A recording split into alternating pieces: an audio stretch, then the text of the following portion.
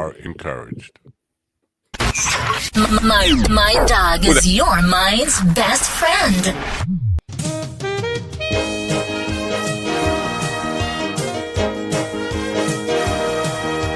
My dog is your mind's best friend. Wake up, America. You've got a dog that needs walking. That's right, sunshine. Just put on a big pot of strong coffee and get ready to type your little hate mail with your opinions about kumbaya and flat earth insanity. Stand-up comedy? You want stand-up comedy? Well, we've got sit-down comedy. It's time for Coffee with the Dog. You make me laugh. Ooh, that bread. Everything's all messed up with it. All right. You might have noticed there was no news this morning. Alan gave himself the day off with pay.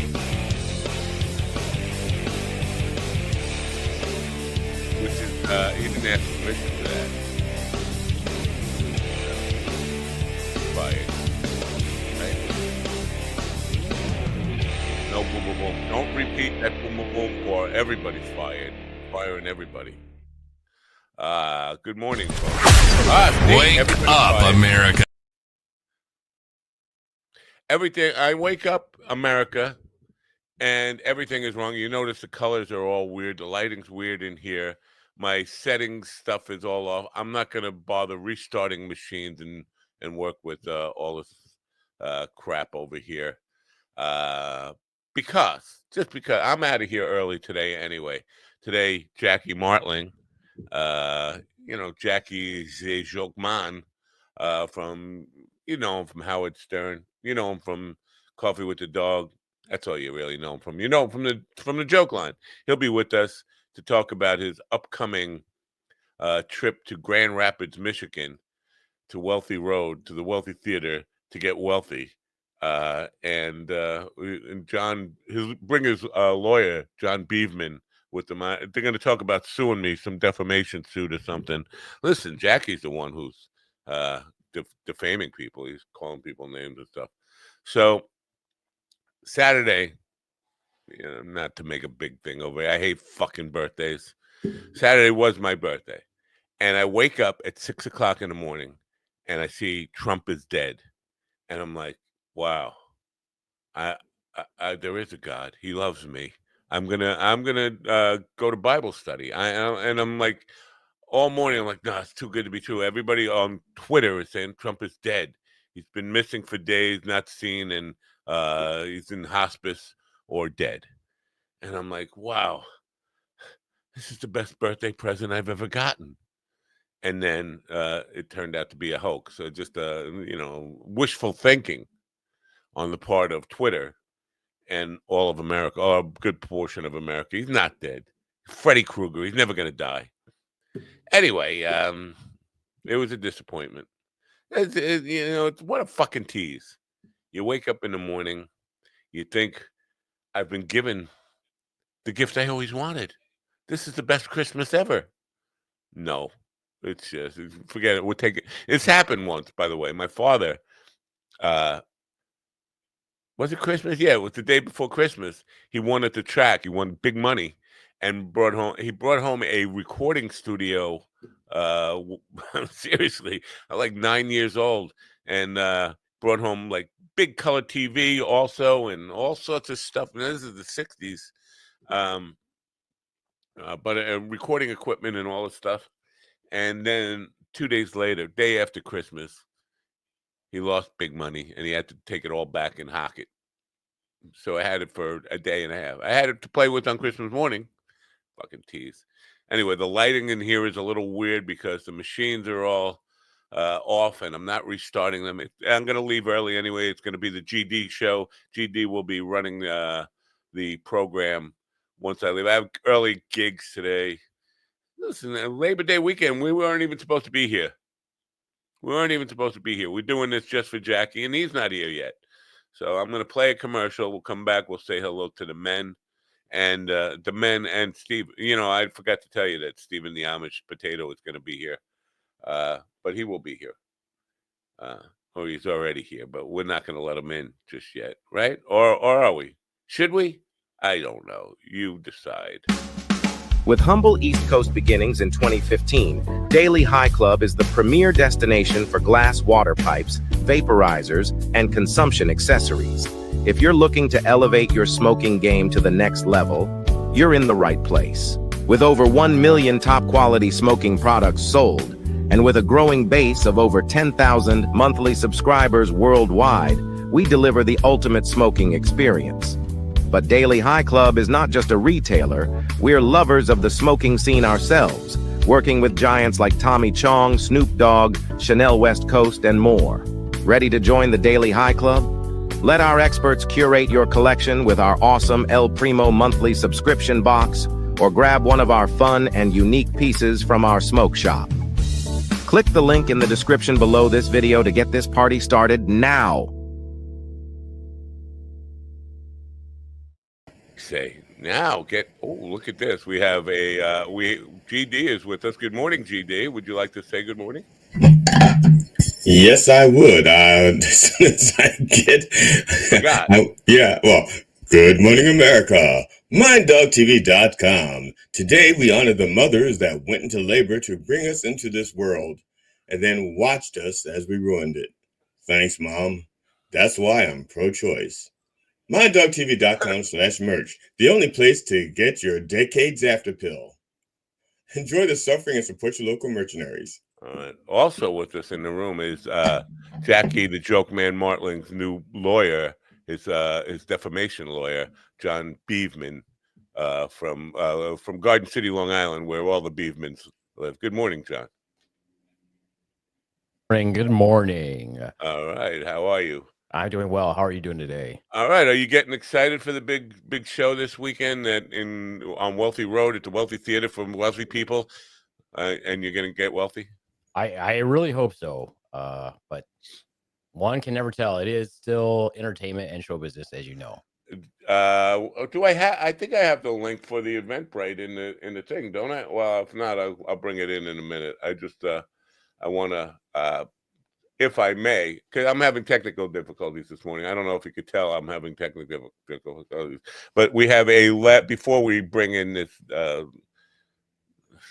burden that we're going to bring in. There is one final episode of Who the Fuck is Steven, the sitcom Ortiz. Let's see if we can add that before we bring that fat potato. Morning, Matt and GD. I'm here at Only Alien Cannabis Company in Kalamazoo, Michigan, asking people if they know, well, you know. Can you tell me your name, sir? Jerry Birdsall. Jerry, you didn't have to give us your last name. I'll edit that out. Tell me, Jerry, are you a bud tender? That I am. He is a bud tender, one of the best in the area. That's how I knew what he did. Can you tell me, do you know Steven the sitcom Ortiz? I do not. Of course you don't. You would think This a proves bud my tender. point. Nobody knows who the fuck Steven the sitcom Ortiz is. Let me enlighten you. He's a fat potato-looking motherfucker who can't grow a mustache. Wow. He's an Indiana comedian, but apparently isn't making that much of an impact. Not surprising, once again, that you don't know who the fuck he is, correct? Correct. Back to you, Matt and GD. I'm Beef Man, here with Coffee with a Dog on Wow. TV. Wow. And that fat potato-looking Amish, no mustache-wearing loser is with us now. Good morning, Stephen. Good morning. Bank is closed. No money to steal. Yep. All right. Yep. No, Fine. that That guy looked means like the six- love child. That guy looked like the love child of Shaq and Jack Black. Where is the dispensary where that guy is a bud tender? Because it seems like he's not doing his job. But all bud tenders should know Stephen because he's robbing lots of money from banks now, and he'll have plenty of money for bud. Yeah, that's in Kalamazoo, Michigan, at Only Alien Cannabis Company. Oh, see, yeah, that's a little far. I usually just put the tip in Sturgis. So Kalamazoo. How did they get that name? Do we know how the name came about for Kalamazoo? It's actually it's named after the Formula K racetrack that they have. What? Yeah, they have a Formula K racetrack there. And Kalamazoo It's has named after the racetrack. The racetrack was there first. They only called it a racetrack because they let black guys in. what? So that's where I got tracked when I was in Kalamazoo. Yeah. I guess Gibson used to have I guess Gibson guitar used to be made in Kalamazoo also. Wow. I should know more about Kalamazoo. Isn't Kalamazoo also like where all the cereal places are? No, that's Battle No. Creek. Battle Creek is Battle Post Creek. Logs. Yeah. But GD with his little smart ass comment there. Oh, they named it after the racetrack. Doesn't come up with how'd they come up with the name? How'd they come up with the name for the racetrack? Oh, by Fred Kalamazoo. God damn, man. How stupid are you? History. I'm pretty stupid, obviously. I could read a book. Yeah, actually, you might find this interesting, Matt. I have a guitar that was made. There's like two guitar companies that came together. I guess there was a lot of guitar companies in like Pawpaw and Kalamazoo. And so I have a guitar that like two guitar companies came together and made this guitar for a really limited time. And I've only met one other person who had one. And I suck at guitar, but I'm never getting rid of this guitar. It's called a Jalkanen. A Jalkaman? Yeah. Wow. Okay, so I think you're mispronouncing. I think that's a Jokeman guitar. I think Jackie was one of those two people. Where is that fucking loser? All right, so I threw where does Kalamazoo get its name from in the old Googs, and it looks like it's a Potawatomi Algonquin language, and its exact meaning is uncertain, but the most accepted translation refers to boiling water or where the water boils. So it must have got its name because it gets its water from Flint, and you have to boil it to drink it. So that's where it gets its name. I'll be hating on the Flintstones there, Steven. I'll make sure to meet you, get you to meet some people from Flint when you're here, and you can talk some shit then. I will. Yeah. Oh, okay. All right. Yeah, we'll see. Steven, are you going to this thing this weekend? I'm really hoping to. I'm that's looking all at. set. No. Hold you on. Are or you're not? My transmission on my truck is gone. So I'm looking at where it is. He has no idea where it is. It I know where it's at. He went to bed. It basically turned itself into really pretty glitter. What Steven's saying he lost his tranny. Yep, I blew my tranny, and then my truck died. So now I'm having to go look at a new car at some point this week or this next weekend. So I'm hoping it's sooner than later. You fucking fat potato, no mustache, losing. Well, how much is your truck is old? How much is a rebuilt trans as opposed to getting another vehicle? Yeah, good question. And why start collecting vehicles? You can become like an old redneck. We have all these broken down vehicles in your driveway. No, I'm gonna sell it for parts or scrap it. But no, it's a CVT transmission, and even used but rebuilt, it was like $3,500 with plus labor, and I only paid $2,000 for the truck. I mean, it's just there's no point, and it needs more work than that. And so I'm going to look at a truck at a 2012 Ford Escape. So. Better gas mileage, newer. So, to be clear, you just bought this truck less than 2 months ago or something, right? It was like 3 or 4 months ago. Yeah, I'm pissed. I'm not happy about it. 2 months ago. 2 months ago, not 3 or 4 months ago. 2 months ago, and did you go back to the dude and say, "Hey, dude, you sold me a fucking lemon"? No, did you? Oh, I've sent him messages. Next time I see him, I'm gonna throw hands because I'm $2,000 in the hole. I don't have this kind of money. I'm in the process of getting an apartment. Wait, I was hoping I was going to have this vehicle for a little while longer. Did you say you're going to throw hands? It's going to punch You're going to throw hands. That's exactly how you get money back. I mean, I've thrown hands a lot of times, and I've never gotten any money back. I can already tell you that I'm not going to get a penny of it back. Well, walk me through the throwing hands process. Now, you wheel yourself up to this guy. You go like this, and he runs away, and then you got to, and then he keeps. How does the throwing hands? Oh, most people don't run because they're like, oh, look, it's a guy in a wheelchair. And then they get mouthy. And then when they least expect it, I grab them by the shirt and I put my fist down their throat. You grab them by the throat? You can reach that high? No, I grab them by the shirt and I pull them down. Then I put my hand down their throat like a reverse Muppet. I'm looking for this Eventbrite link. John, you know, where the fucking... on the Welcome Theater site. It's not on Eventbrite. Find it for you. Yeah, that's what I was looking for, the Eventbrite thing, because I want to send people there for tickets. And there's I don't know, I had it on my homepage on my I'm just being Facebook. glad here experiencing Matt's senior moments. Somebody get it. Would you please get it? We have to. It's time to say good morning to the guest of honor for this morning, who's going to be doing a Q&A at the Wealthy Theater on Wealthy Road in Wealthy Town, Wealthy Americana, Wealthy State, Wealthy County, something. The wealthiest man in Wealthy County. Good morning to Jackie the Joke Man Martlin. Good morning, Jackie. What's up with you? I'm looking really colored, right? I'm a colored guy.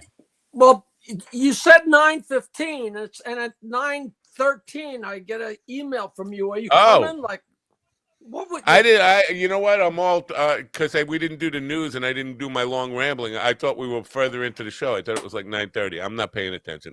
My bad. I'm sorry. I'm a dick. Well, I don't see any reason why you would pay any attention when you're doing your own show. Yeah. There's so much to talk about today. Now, your lawyer John Beevman is here to help with your defamation suit against me. Apparently, I said some bad things about you, and you're suing me, but that's fine. I think we'll win that case. We'll prevail, as they say. Hello, John. Hello, GD. Stephen, how you doing? What is this lawyer thing? What are you talking about? I don't know. I'm just talking. You know, I there's a bunch of things I want to talk about, and I know you're not going to want to talk about one of them. So let's start there. Can we? I don't care. The Howard Stern shit. Do you have any clue what tomorrow he's going to have a big announcement? Supposedly, this, the serious thing. Sirius is supposedly ended his contract. Now he's going to have some big. Do you have any guess what might be going on in now, Bo? To quote my dear friend Richard Belzer. Physical science has yet to invent a unit of measure that could express how little I give a shit. I know, giving a shit, but the world does give a shit a little bit because they're celebrating the end of Howard Stern. Like he's fallen and he's destitute or whatever. He's not destitute. He's got plenty of money, but people care about it. And I was just wondering if you had any. I don't know, but I don't think anybody's celebrating. I think some people care and some people don't. And some people are sad and some people are pretending they're happy. But, it's a very sad reflection on our times that's enough to, affect anybody's lives. There should be other things in people's lives besides whether Howard renews himself or not. That's true. But I think most of the Trumpers are celebrating because he's anti-Trump and they envision themselves as part of Trump's identity, or they sold their identity to Trump, and so he's the enemy because he's not a Trumper. It's all such garbage. It is really all such garbage. The one thing I've always said from day one, since the day I met him, is the day that Howard dies, he'll have been on the radio that morning. He ain't going anywhere. I could see him making a backroom deal and saying to Sirius, listen, I don't care if you pay me $4. Just let me tell the world you're paying me $100 million so I don't have to lose face, because he wants to broadcast. Yeah. And what difference does it make to him? He could work for $3, Yeah. 2 days ago, yesterday was the anniversary of his first show in New York on NBC, 66 AM. And I did not know it. 1982 was his first day. And they had on the poster, the promo, how weird. And I was telling GD that's how he started. He started as how weird. He was like an Al Yankovic, Weird Al Yankovic kind of same act. He looked like him. He sounded like him. Was doing the same thing. And we were talking about there was no comparison, even the slightest bit, with that Weird Al. The only thing was that the weird fit in with Howard. How weird, right? But he was doing that to do with the, and he was all he was outrageous, which is what he always was. And you know, I get sucked into talking about that. You know what? I really don't care. Right, but I would go into the album that you have the album, but he was doing albums like Al Yankovic, parody albums. He did one album because he thought he was going to make money from it. Where the hell is this thing? Here it is, right here. He thought he was going to make money from it. Right. Right there.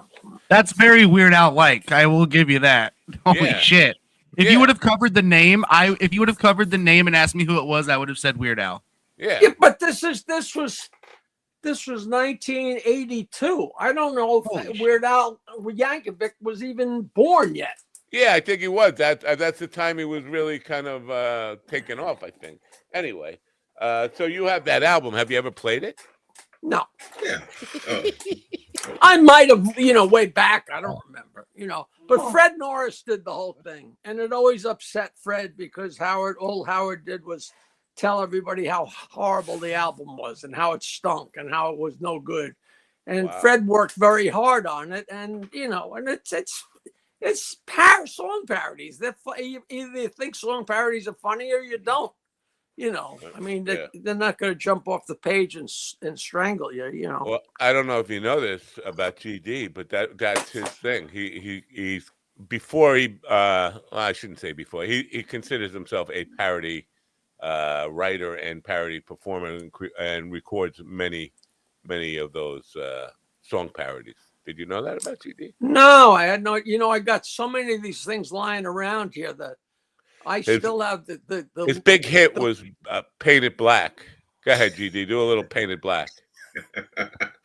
Yeah. I'm not doing it a cappella. It's the Rolling Stones Painted Black, but it's I see a red car and I think the driver's black. Yeah. Yeah. I see a red car. I think the driver's black. It's one of my favorites.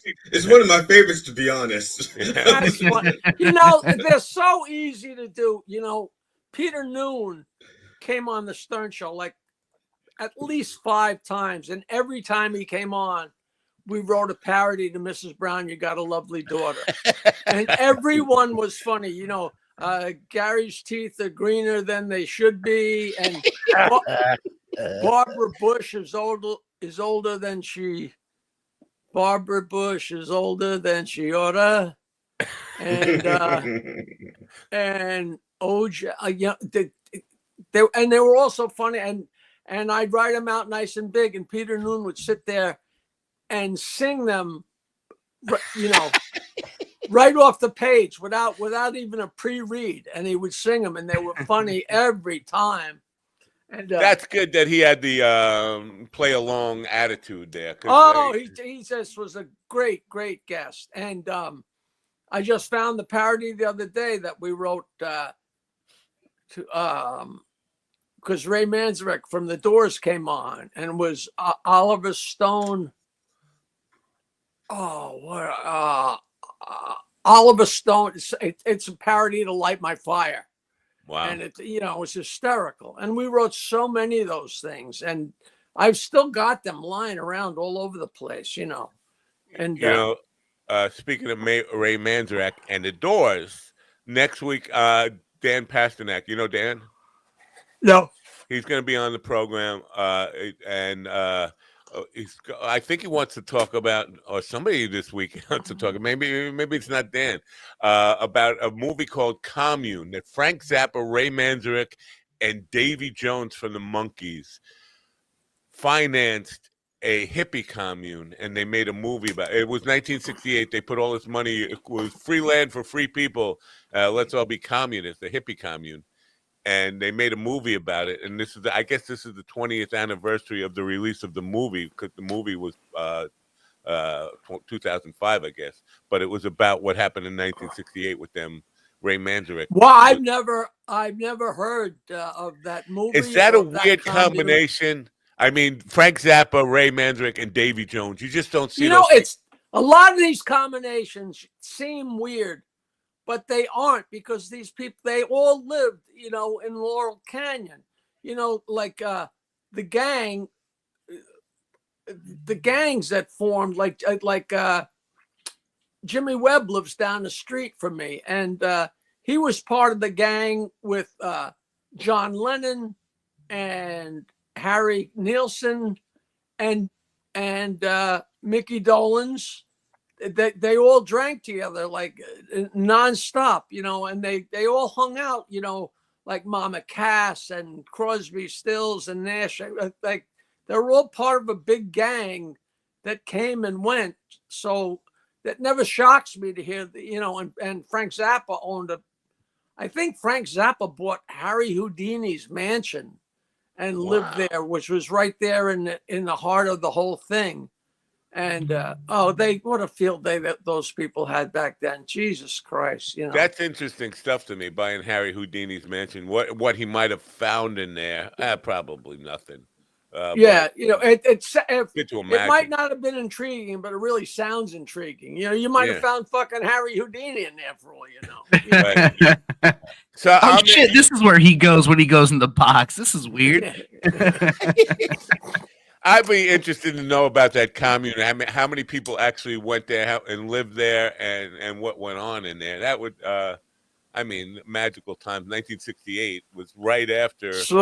What did you say that guy's name was? That I don't know the guy, but the name is really Dan Pasternak. But now I'm thinking, no, somebody else has this movie coming out. Might have been Jonathan Berman. I don't know. You know me. I'm just not connected. My brain stopped working years ago, and. For a while I was going out with a girl whose father was Moonfire, who was the guy that was walking around Woodstock leading a cow.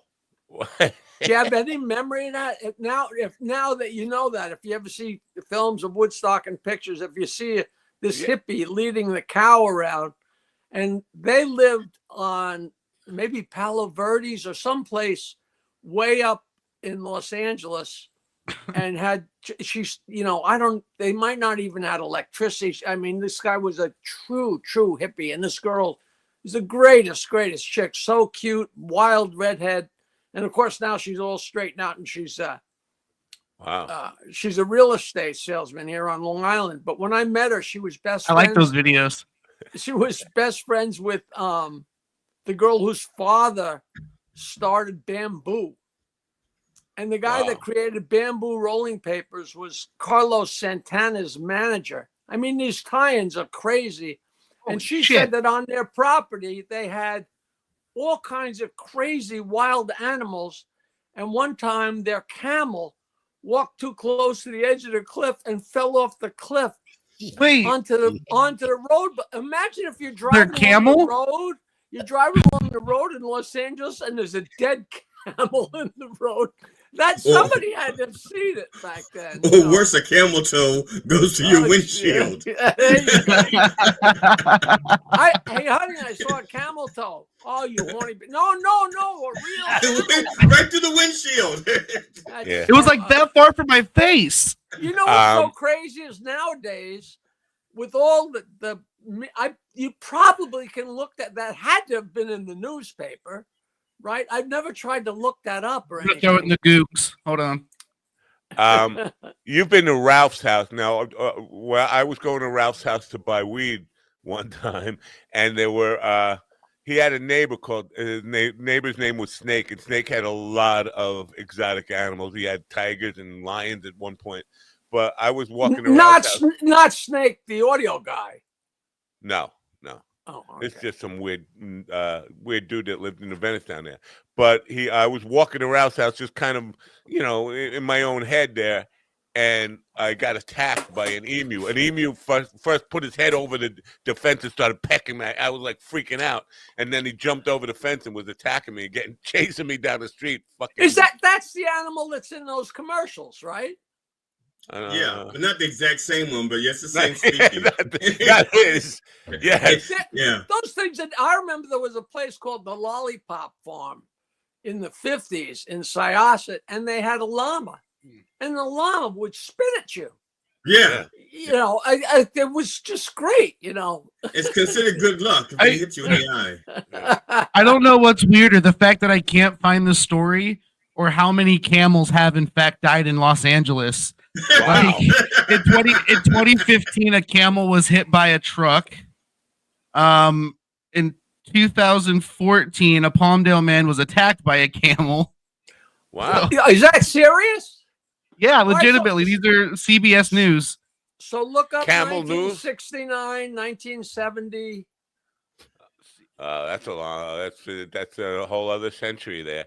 You know, Yeah, it's a lot. Ferrantino. You mentioned the guy with the cow at Woodstock. John Ferrantino, our mutual friend, has a picture that he took with him. John Ferrantino was at Woodstock. I don't know if this is. Took a picture with who? With the cow just guy at says- Woodstock. It says in Food LA, Fire? Yeah.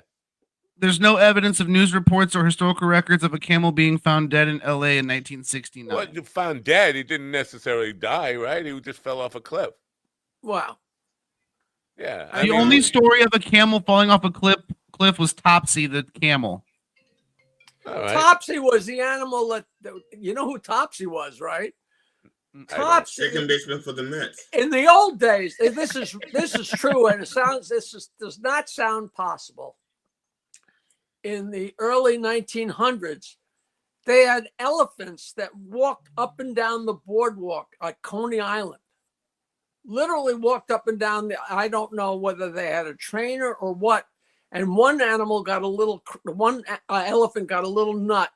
nutty, and I guess either attacked a few people, and they thought that maybe he was sick or something, so they had to put him to death. And Thomas Edison at the time was trying to prove to the world that DC was much safer than AC. Right. I don't know. You'd think Thomas Edison would have been on the side of AC, but AC power and DC power were, it was a huge battle. And Edison wanted to prove how dangerous AC was. And they hooked up wires.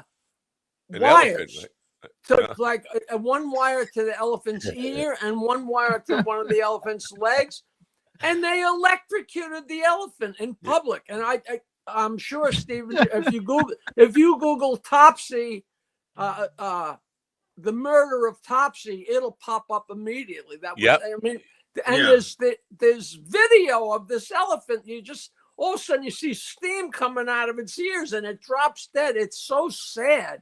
Yeah. Oh my God. There was a documentary discussing that rivalry between DC and AC, so to speak. It was not between DC and AC, but between Tesla and Edison. I was gonna say it's in the Tesla documentary. Holy shit! He did it. They did it as a way to help also sell the electric chair to the prison industry. Right. Yeah. There you go.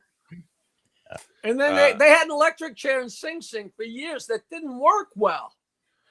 Because it didn't run on elephants. Sometimes it just didn't work. They literally called the electric chair Old Sparky. Yeah. It's just so much history you can't make up because it's too crazy. Yeah. In that same documentary, that Tesla against Edison, there's a thing where the people of this town, Shoreham, Long Island, New York, woke up to floating cows, cows that were levitating in the neighborhood. Now, that's all made up. It's got to be made up. But they were actually it was a dry rehearsal for Monty Python's Holy Grail when he was going "Sheshelabouche," So jeez, maybe it was just a fat chick parachuting club. Oh Jesus! There was one warden at Sing Sing who was a wise guy, and they were putting somebody to death on the electric chair. And just before they electrocuted him, the warden put a TV dinner on the guy's lap. Wow. Fucked up, dude. That's awesome. This has nothing to do with anything. Just that Mickey Delaney is in the Gov site and he says hi to everybody. Hi, Are Mickey. you going to be Napo, you can be nice to Beaverman. He's sitting there being so quiet. He's such a nice guy. He's welcome to chime in anytime he wants. He's the best looking guy in the whole panel. He's the only guy that's well lit. Me and him. Wow. The rest of you guys look like you're broadcasting from hell. I am actually. It's small town Indiana. It's real close. And I don't get after the show. Thank you very much. I'm a professional. Yeah. Steven, you're black and white there, for Christ's sakes. And Napo, you can't turn on a fucking light so we can see you? I can, and I'd be all yellow and jaundice. There's something wrong with my, my equipment doesn't sleep well. I don't sleep well. My equipment doesn't sleep well. I go to bed at night. It's working fine. I wake up in the morning. It's all fucked up, and that's my story. We're talking about a light. No, we're not talking. We're talking about my lighting grid. I have I have theater lights in this room. I don't know if you know that, but get a goddamn light that you like your reading light and turn it on. So we don't even know what that means. A light. What is a light? I'm only on here maybe once a month. Maybe I don't have it set up anymore. I don't have anything set up. Oh my god! Enough with the excuses. Holy shit! I'm just saying. I sit in the bank all day. If you were on my podcast, you would learn how to podcast or broadcast correctly. Because I would be yelling at you all the time. First of all, you got your mouth on the microphone like you're gonna fucking blow it. No, it's about 3 inches, 4 inches from my face. Thank you. I'm looking for the Eventbrite link. Damn it! Where the fuck did the event? You know what? I'll go to. I posted the link in the chat. It's in the chat. It's in the chat. There you go. In the chat. But as You've you only know, been there for 20 minutes. As you know, Jackie, I am the self-proclaimed world's greatest podcaster, so that's why I look. Well, that's the way to be the world's greatest podcasters. Never say a fucking thing, so nobody has any idea. That's true. Anything different than the other Q&As that people can expect? Is well, they wouldn't have been to the. But what you're going to show the movie and then you're going to ask questions? You got like a moderator to kind of sit in with? No, I'm doing a book signing. There's a new bookstore. Now I don't know how new, a couple of years old. There's a bookstore in Oyster Bay called Theodore's, like in Theodore Roosevelt, that's owned by Steve Israel, the former congressman. And I'm doing a book signing with them. And they assigned me a moderator because I guess there's a guy that works at the bookstore named Dan Wilbur, they said he's an up-and-coming comedian. Nowadays, you don't know if that means he's been doing it for a week or for 10 years. Right. But he seems like a very nice guy. But I'm not used to that. Like when I did the one out at the Long Island Rock and Roll Hall of Fame, right? I forget who moderated it, but it was good. It's good to have a moderator. That guy was great. I went up to him after the show and said, "Where do I know you from?" I think he was like Cablevision's Cablevision Minute type of guy or something. Yeah, I had no idea who it was, but he did just enough. All he's got to do is throw you a tiny crumb and you can make a meal out of it, Yeah. But it makes you look a lot better than standing there going, me. When they ask you a question, at least you can say, oh, that reminds me. Me. Yeah. Yeah. I don't know. Maybe it may be a beaver moderator. Yeah, I'm moderating. Any thought? Yeah, I'm going to moderate. And then we're also going to have a microphone on the floor out front. And I'll have like the Swan. She'll direct people there who have questions for Jackie. Also, we'll moderate it that way too. A Swan he's gonna have there, Jackie. Are you familiar with the Swan? I just met her the other day. She's beautiful. And I can tell you from experience that between Beaveman and the Swan, Beaveman has the nicer ass when it comes to sitting on the lap. So whoa, that's swans will attack. I don't know if you noticed about swans, but they're very. No, she 100% will. I expect it, and I look forward to it. Yeah, I've been attacked by a swan. They are very protective of they're monogamous. They're monogamous, and they will attack you if you go down. There's a pond here. There's a pond not far from me, in Locust Valley called Francis Pond, that has a little tiny island in the middle of the pond that's inhabited by a shitload of swans. And nobody has ever swum out to that island because the swans will, they're badasses. They'll peck you to death. Yeah. I never thought, I know that they mate for life, but I never made that connection. And of course, that's why they're so protective, Yeah. Hey, that's my pussy, man. That's my pussy. I think I think it works the I other was way I was around. watching a nature video, and the swan was just beating the shit out of these seagulls. It was just tearing them from just ripping them a new one. It was fantastic. Jeez. I Um, was fishing one time on a dock. My girlfriend, I was in Woods, I was in Cape Cod in Falmouth Heights, and my girlfriend was working, and I walked down to either a dock or maybe we drove over to Woods Hole, but I was standing at the end of a dock and I was fishing, and I threw my line, and a seagull swooped down and to try and steal the bait, because they're scavengers, and it hooked his wing. And they're so frightening and they're so huge, and I don't know what to do. And this old timer, like this old salt, came over and he just nonchalantly pulled in the reel and held the seagull's wings together and took the hook off, and the thing took off. It was like out of a movie, yeah. But they're very, any animal like these beautiful seagulls can that be are flying around. aggressive. Yeah. Oh, they're scary. They're scary. They're fucking dinosaurs. Birds Yeah. they're fucking dinosaurs, like the giant Well, fucking ostrich. Ostrich will kill you. this is that right? absolutely true. I was attacked by chickens yesterday, and I did not have my wife left the chicken. Well, that's because they thought your head was a fucking egg. Well, there is one chicken that's having trouble. I forget what the term is, but she can't. She's struggling to lay her eggs. But they were hungry for food, and I was out of food in the one canister and couldn't find the regular food. So they were actually pecking at me, and like I'm trying to tell them I'm not food, but they don't care. So it was. Hold on, whoa! You got chickens in your backyard?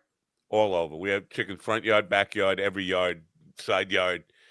They're not his chickens. I'll just let you know, they're not his chickens. They actually have an owner, but they come to Matt's house to eat. Well, it's beyond that. It's not they have an owner. There are several different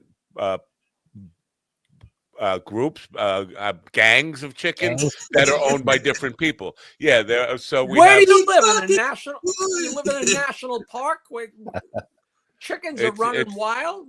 It's pretty much. And we have turkeys too, and the turkeys are afraid of the chickens. When you're a hen all the way.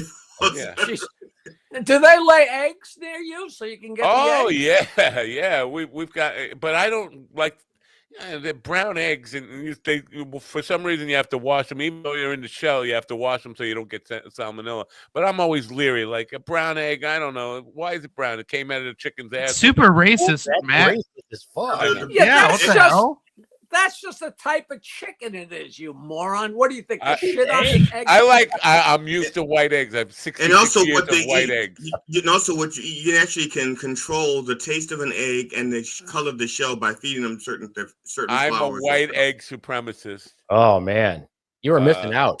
If it's a chicken walking around that's just free ranging it out there, those eggs taste like there's a pat of butter in them. They're so delicious.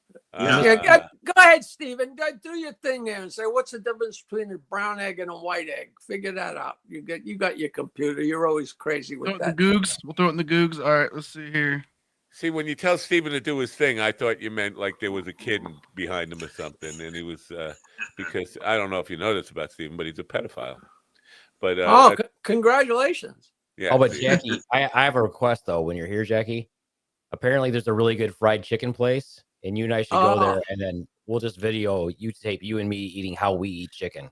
So the main difference between the eggs is just the color of the chicken that lays the eggs, and its diet. Nutritionally, in terms of flavor, taste, and quality, brown and white eggs are identical unless the hen's feed has been enhanced, such as with omega-3 rich ingredients.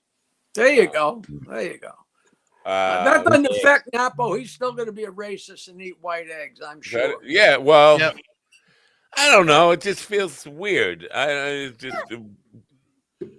Matt, eggs. do you eat pistachios that are red or brown? Pistachios? Yeah, pistachios, because they're naturally the natural color. I mean, I grew up eating the red ones, obviously, but they don't even sell the red ones anymore. right. We were the only country. We were the only country that ate red pistachios. Everyone else ate the brown ones. So you tell me they bleached the eggs, and this is your conspiracy theory? Eggs are really all brown, and the white ones. No. I'm just saying that Americans are stupid. Oh. Hey, John, to completely ignore them, yes, I would love to eat fried chicken. Hell yeah. Anytime. I should have had a anywhere. camera. I should have had a camera last week. And locally up here, up by Port Jefferson, the Stop and Shop, there was a woman with a sign. She was looking for money to feed her hungry children. And the place didn't like that, obviously. Stop and Shop chased her away out into the street. I told her I didn't have any cash on me. I had my debit card, but I would buy her some food when I was in there. I bought a chicken dinner, pre-made chicken dinner, get it out, and I handed it to her kids. And I'm telling you, I could not get my phone out. The chicken was gone. These two kids devoured this chicken like they were wild animals. But I got to tell you a story about the variety of women that I go out with. In between girlfriends, like 10 years ago, I was going out with my girlfriend Emily, and we got invited to go to a screening of a great movie. It was a Sony Pictures Classics movie.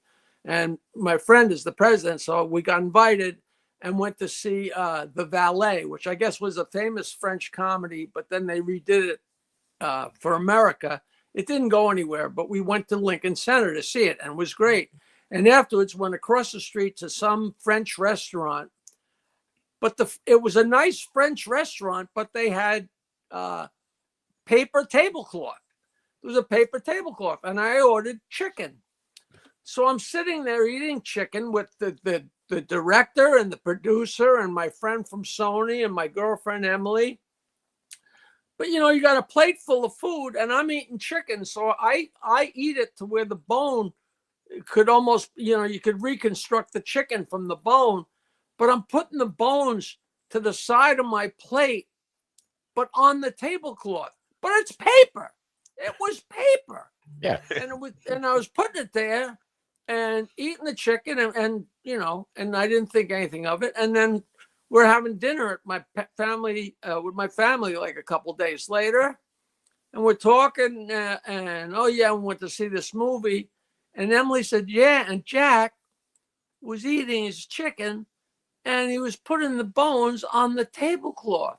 I said, but the tablecloth was paper, and my family's like crazed, and my sister said, we always like to think that when he leaves the house, he acts like a human being. So everybody's giving me shit about this. A week or two later, I go out with this girl from Brooklyn. All right. This Italian girl from Brooklyn that I met at some gig, a lot younger than me. And we went out to eat at a local restaurant here in Oyster Bay called The Coach. And I ordered chicken. And I'm sitting there and I'm eating the chicken and I'm polishing it off and sucking the bones. And I said, this is funny. A couple of weeks ago, I've been going out with this girl and I was eating chicken and I was putting the bones to the side of the plate on the paper tablecloth. And her and my family, and they all gave me such a hard time about it. And here's the difference between girls, okay? And the girl from Brooklyn says, what were you supposed to do with them? Shove them up your ass? Wow. I said, boy, do I date the gamut of women. Holy mackerel. Yeah, I swear to God, shove them up your ass? Yeah. I feel that. That sounds like a reasonable thing to do. I thought that's what those tablecloths were for, though, because I've been to a place that did that, and they told us that was what it was for. They just clear the whole table. No, you got it backwards. In fact, I've been to some seafood places where they just dump the food on the actual cloth, and then like crabs, like crabs, like a pot boil, like a crab boil and shit. Yeah, right. Wow. So it's paper. It's part of the utensils, right? That's what I always thought. If it's paper, it's part of the whole deal. So, Beefman, where is the chicken place, and what day is that? Is that Friday? Yeah, we'll do it. Yeah, when you come, Gigi. I'll go to the chicken place if you'll take me to the zoo. You want to go to the zoo? Take it to the zoo. I would absolutely love to go on a zoo tour with Jackie. I don't know why that sounds like my girlfriend looked at the map and said, "Look," because she knows I can't talk her into going to Africa. So she doesn't like brown eggs either. Yeah, no brown eggs. So she said, "Look at this. There's a zoo right near where you're going." So I said, "I'm going to ask him to take me to the zoo." I love zoos. Zoos are my favorite thing to do. You don't even know there's a zoo there, do you, John? Oh, I do, but I don't. I think zoos they're little tiny felons. One of our friends, Chase, he lives in Chicago. He does a joke about how zoos, if you feel uncomfortable about zoos, just think it's a prison and they're all little felons. Jeez. It is horrible. You think back to when I was a little kid, the Bronx Zoo, just, it was so wonderful. There'd be just a huge gang of people at 3:00 because that's when they fed the lions. And the guy would come out with these huge steaks of raw horse meat and toss the horse meat into the cage, and the lions would voraciously, it was like the Roman gladiators or something like that. But just think, if you're the person in charge of feeding the lions, you could actually get rid of quite a few people that way, and no one would know. Oh, 100%. Jesus, it's just frightening. I only feel bad. GD, you haven't made it through the Goodfellas yet, have you? I haven't started watching Goodfellas yet. No, because there's an allusion to that in the script there. Sounds like it was on like Steven with a bunch of little boys' penises. Oh, Jesus fucking Christ, dude! It's not. You don't mean Goodfellas. You mean no, Goodfellas. Henry Hill was talking about they brought a guy down to Miami and threatened to feed him to the lions, and he gave everything up. He said they must actually feed people to the lions down there. That was in Jimmy Breslin's book called "The Gang That Couldn't Shoot Straight." I remember they had a big bag full of money from a bank robbery, and then the guy brought home a big bag of meat because they had a lion in the basement because they would throw people to the lions. And the guy, one of the fucking idiots, was supposed to feed the lion, and he threw the bag down there. And then somebody looked and said, "What's this big bag of meat doing here?" And the guy had he threw the money to the lions. It was funny as shit. It's a great book. If you haven't read that book, it's a great book. Yeah. It's a goof on all the gangster sagas 30, 40 years ago. Yeah. Breslin, how long would he's dead, right? He's long dead. I think he's long gone. Yeah, he was a character. Hey, you know what we went to see? We went to see Megalopolis. Megalopolis. I don't know what. The Francis Ford Coppola movie. Yeah. That bombed so bad.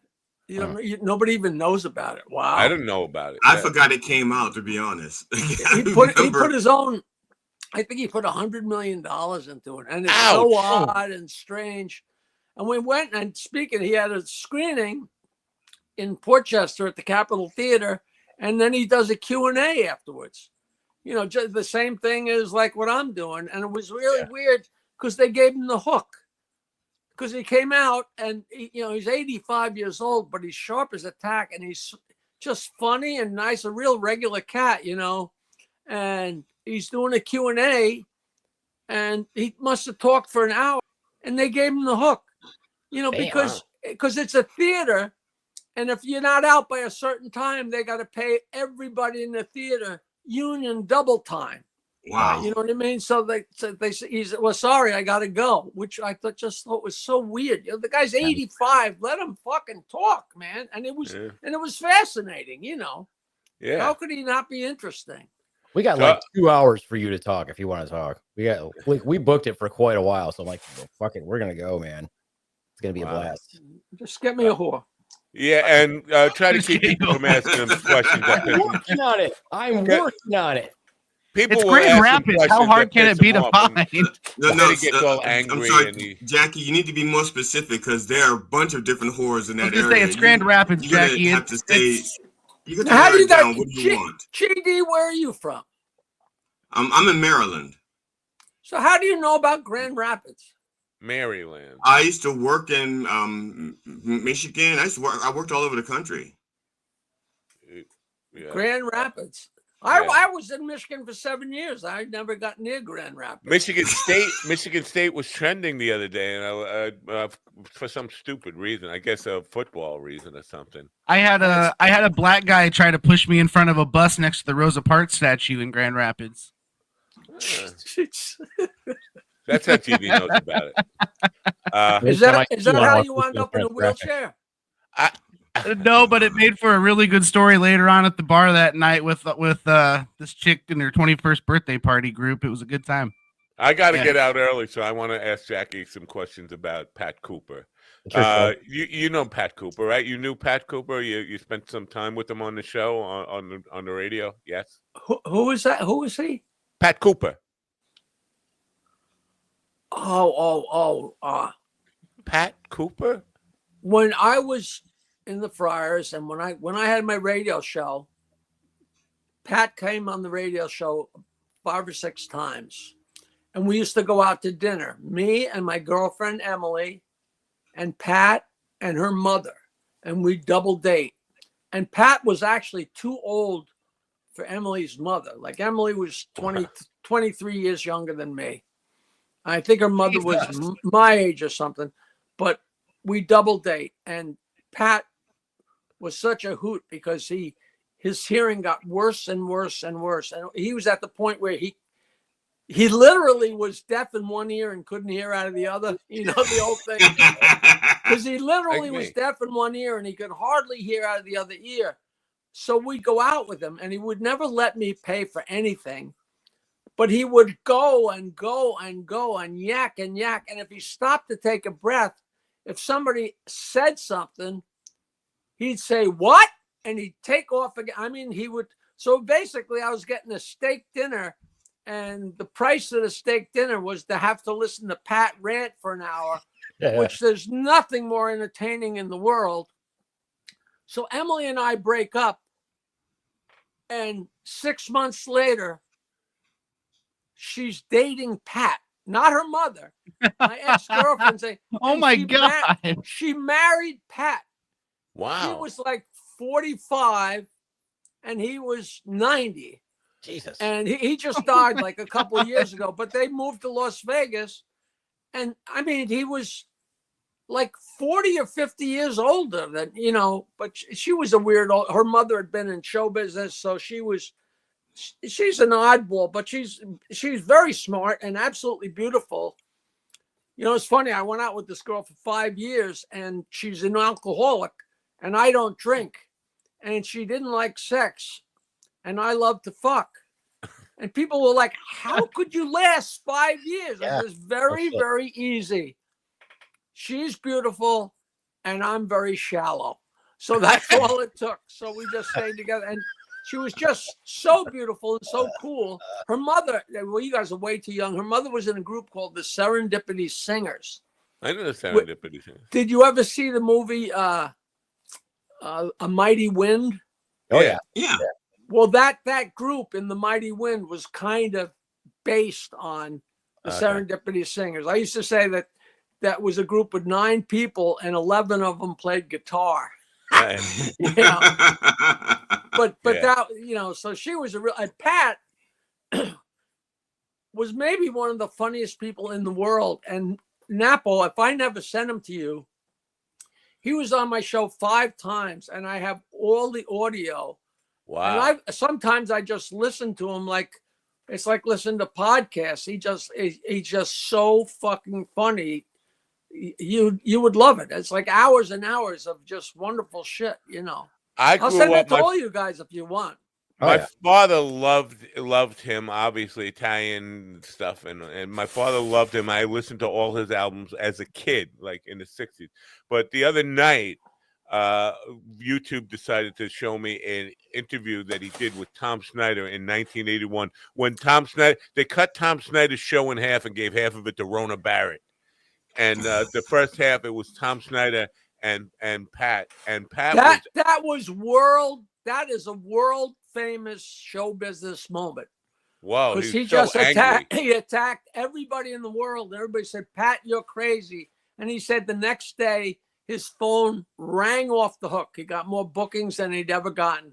You know, talking about, you know, Lola Falana in First Class, and who does she think she is? And all, oh, he just Tony Bennett. Tony Bennett's a nothing. Nobody goes to see Tony Bennett. They go to see David Brenner and Joan Rivers. They're the draw. But whoa, so angry. Like I couldn't tell if the anger was a put on. That's what I wanted to ask you about. It was. He would come on the Stern Show and rant and go nuts, and was almost scary because he's a big strapping guy, even when he's old. But he'd be rattling off but he'd look over at me and Fred, the other writer. We were to his left, and he'd wink at us. Yeah. Like, what, isn't this a field day? Except then when Howard got his mother and his sister on the phone at the same time, and his ex-wife, and that was real. And those are some of the classic Stern moments of all time. I think he's mother dear, because they were just so shitty to him. Yeah. I mean, we go out to dinner, he'd talk about them. His family like almost disowned him. And then all of a sudden he got on the Jackie Gleason show, and all of a sudden they loved him again. And then they tried to sue him. Right. Because he talked about them. They talked about him in his act. He talked about them in his act. And they thought they had rights to what, it was pretty, and then it was pretty crappy. Howard and Gary tracked down his son, who he was totally estranged from, who worked for Geraldo and was gay. And he came out of the closet, I think in front of, I don't remember the exact story, but it was so uncomfortable. And meanwhile, Emily now is my ex-girlfriend, is hanging around with Pat's son, who is totally, it's a weird world, Yeah. That there's an episode of Geraldo with the son where Pat's on the phone, and that's where he basically come out. But it was really uncomfortable, and the kid accusing Pat of abandoning him, and Pat is yelling back, "Your mother didn't want any part of my success," and all this stuff, and I'm like, holy fucking crap! Well, I mean, Geraldo kind of ambushed him with that kind of thing. We're just going to call you up and had him on the phone. It was, a weird time for television, but Pat Cooper, such a interesting character looking back now, not our Italian hero that my father grew up with, played all those albums for me. This was a whole different, just full of anger and like a little bit scary. And to watch Tom Snyder not know how to handle that interview. That's why people say I'm like Tom Snyder in a way. I don't know who could have handled that, because it was I didn't know anything from comedy. This was a long time ago. I don't know what year it was, but I wasn't tuned into Tom Snyder or anything like that. But that was a shot heard around the world. Yeah, for a long time. I'm sure you can Google that and see the whole thing. Yeah. I should share that link with in the description of this later on. Maybe I'll do that tonight when I got a gig I got to get to. But I'm curious because I was talking to Rob Bartlett, and I was talking to him about starting off like coming from a musical act type of thing, and we're bringing up Richard M. Dixon, and he said Jackie the Joke Man was already doing the off-hour rockers thing, and he was telling jokes, and both of us kind of started out as musical stuff. And as he's talking, I'm thinking, you guys have so much in common, and to think about, like, you started off in the same places doing like musical comedy, and then became comedy, and the music kind of went to the side, and you started in the same places and end up on radio shows, the two biggest radio shows in the entire world. It's a very crazy parallel. It really is. It's just totally happenstance. Now you kind of, not to kind of blow smoke up your ass, but for the Opie and Anthony, the thing, and the 90s radio where comedians, look forward to getting on radio, you guys kind of paved the path for that, because before that, I'm sure you guys weren't thinking radio was the ticket to my comedy career, right? I mean, it's television. You grew up. I wasn't thinking in terms of any career. I never had any idea what I was doing. And I was playing the guitar in my band. We just weren't successful. We were fun and everybody loved us, and we were getting stoned and getting laid and getting drunk. So, if it's not broke, don't fix it. We're not going anywhere, but where else do we want to go? And then we realized, hold on, I'm 30 years old and I'm not making any money at all. I mean, it was crazy. And, it's a great story because the whole Billy Joel documentary's out and everything. And in like 1974, when I first came back to Oyster Bay, and me and my ex-partner from high school, the guy that taught me guitar, I said, all right, we'll get together again if you want, but I want to tell jokes and do routines and play original songs. He said, all right. So we're horrible. We're playing our own songs and we're playing some cover songs and telling jokes. And we auditioned at this place, Neptune Pub in East Meadow. And another band auditioned before us. And then when it was our turn to audition, we went out to our 55 Cadillac hearse, and somebody had broke into it and stolen our speaker columns out of our hearse. So we went back in. So the other band let us audition on their sound system, and we got the gig and they didn't, which is just so funny. But Uncle Vinny, the guy that owned the Neptune Pub and the Neptune Pub South, loved us, and he got us very drunk. We got to drive home, of course, but nobody thought about that back then. And he owned the Neptune Pub and the Neptune South. So all of a sudden, we had a weekly gig twice a week. Both clubs. We had a night at each club, which was to us was like, striking gold. And I think it was $40 a piece a night. So we're making $80 a week each. And you would have thought we died and went to heaven. And we were already drunk. And we came back to Oyster Bay and came to the local bar, Uvi's. There was a little bar. It's still there. The Homestead's still there. It's twice as wide now. But there's a little bar that was like a long bar, but then there was a little L to it. So we walked in and there was a girl sitting against the wall. And our friend Billy was the bartender. And we sat down and we were already drunk. So we're drinking, and of course we're bragging about, or not bragging, but like we're all exuberant because we got a gig and we're making money and now we're paid musicians. And look at us. And Bates is sitting next to this girl, and I don't know if he's hitting on her, but just telling our tale, And then the girl left, and Billy goes, "You assholes, that was Elizabeth Joel." and Bates is sitting there. We're bragging about how we're going to make $80 a week, and we're big time. She must have thought it was the funniest fucking thing in the world. Yeah. But holy Christ! But yeah, you know what? People don't give her credit. She was the management of Billy and helped make his career. I mean, well, she got his money back, But I think it was her brother that stole his money. So it's a weird web. That's a great 2-part documentary. Did you watch it? No. Man, it's so good. Oh, it's so good. Bill Maher. I heard Bill Maher alluding to the documentary, and I was like, I got to see this. Where the fuck is it? Is it on Netflix? It's everywhere. It's either on Netflix or it might be HBO. But it was advertised everywhere. HBO is probably because I don't have HBO because I'm a cheap fuck. But it was really good. Can I ask Jackie a comedy question? Would that be okay? Yeah, sure. You can ask him a comedy question. Whatever, John. Interrupt. Fuck. Yeah, sure. Go ahead, John. Hey, why don't you mouth that microphone a little bit more? How about you mouth my dick? Anyway, back to you, John. You want me to get him off the show, John? I could get him off the show. He doesn't belong here. I don't think he knows how to broadcast. Let's be honest. Yeah, roll out of here. Yeah, I can't wait to see Steven so I can push him down a flight of stairs. Anyway. Well, I'm going to be leaving in 1 minute and a minute and a half. So you guys couldn't have the show to yourselves. And I got 2 shows to do. I'm going to the VA, and then I'm going to let John ask his question, and we can all go home. Right. Then I'm going. Go ahead. So Mark Maron apparently came out and busted on Netflix for all the comedians that are on there and saying that basically I guess he sort of said that your specials would get buried on Netflix. He's got some stuff coming out on HBO. Do you have any opinion on that at all? Only that I'm jealous because everybody and his mother.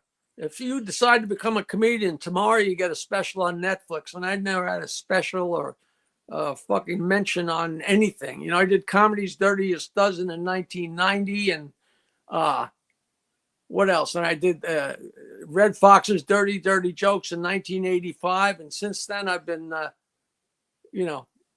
nowhere's near any of it. So I don't follow any of it. I don't know. I just know, every place you look at, anytime you look at the web, it's like, see my special on Netflix, Right. see my special.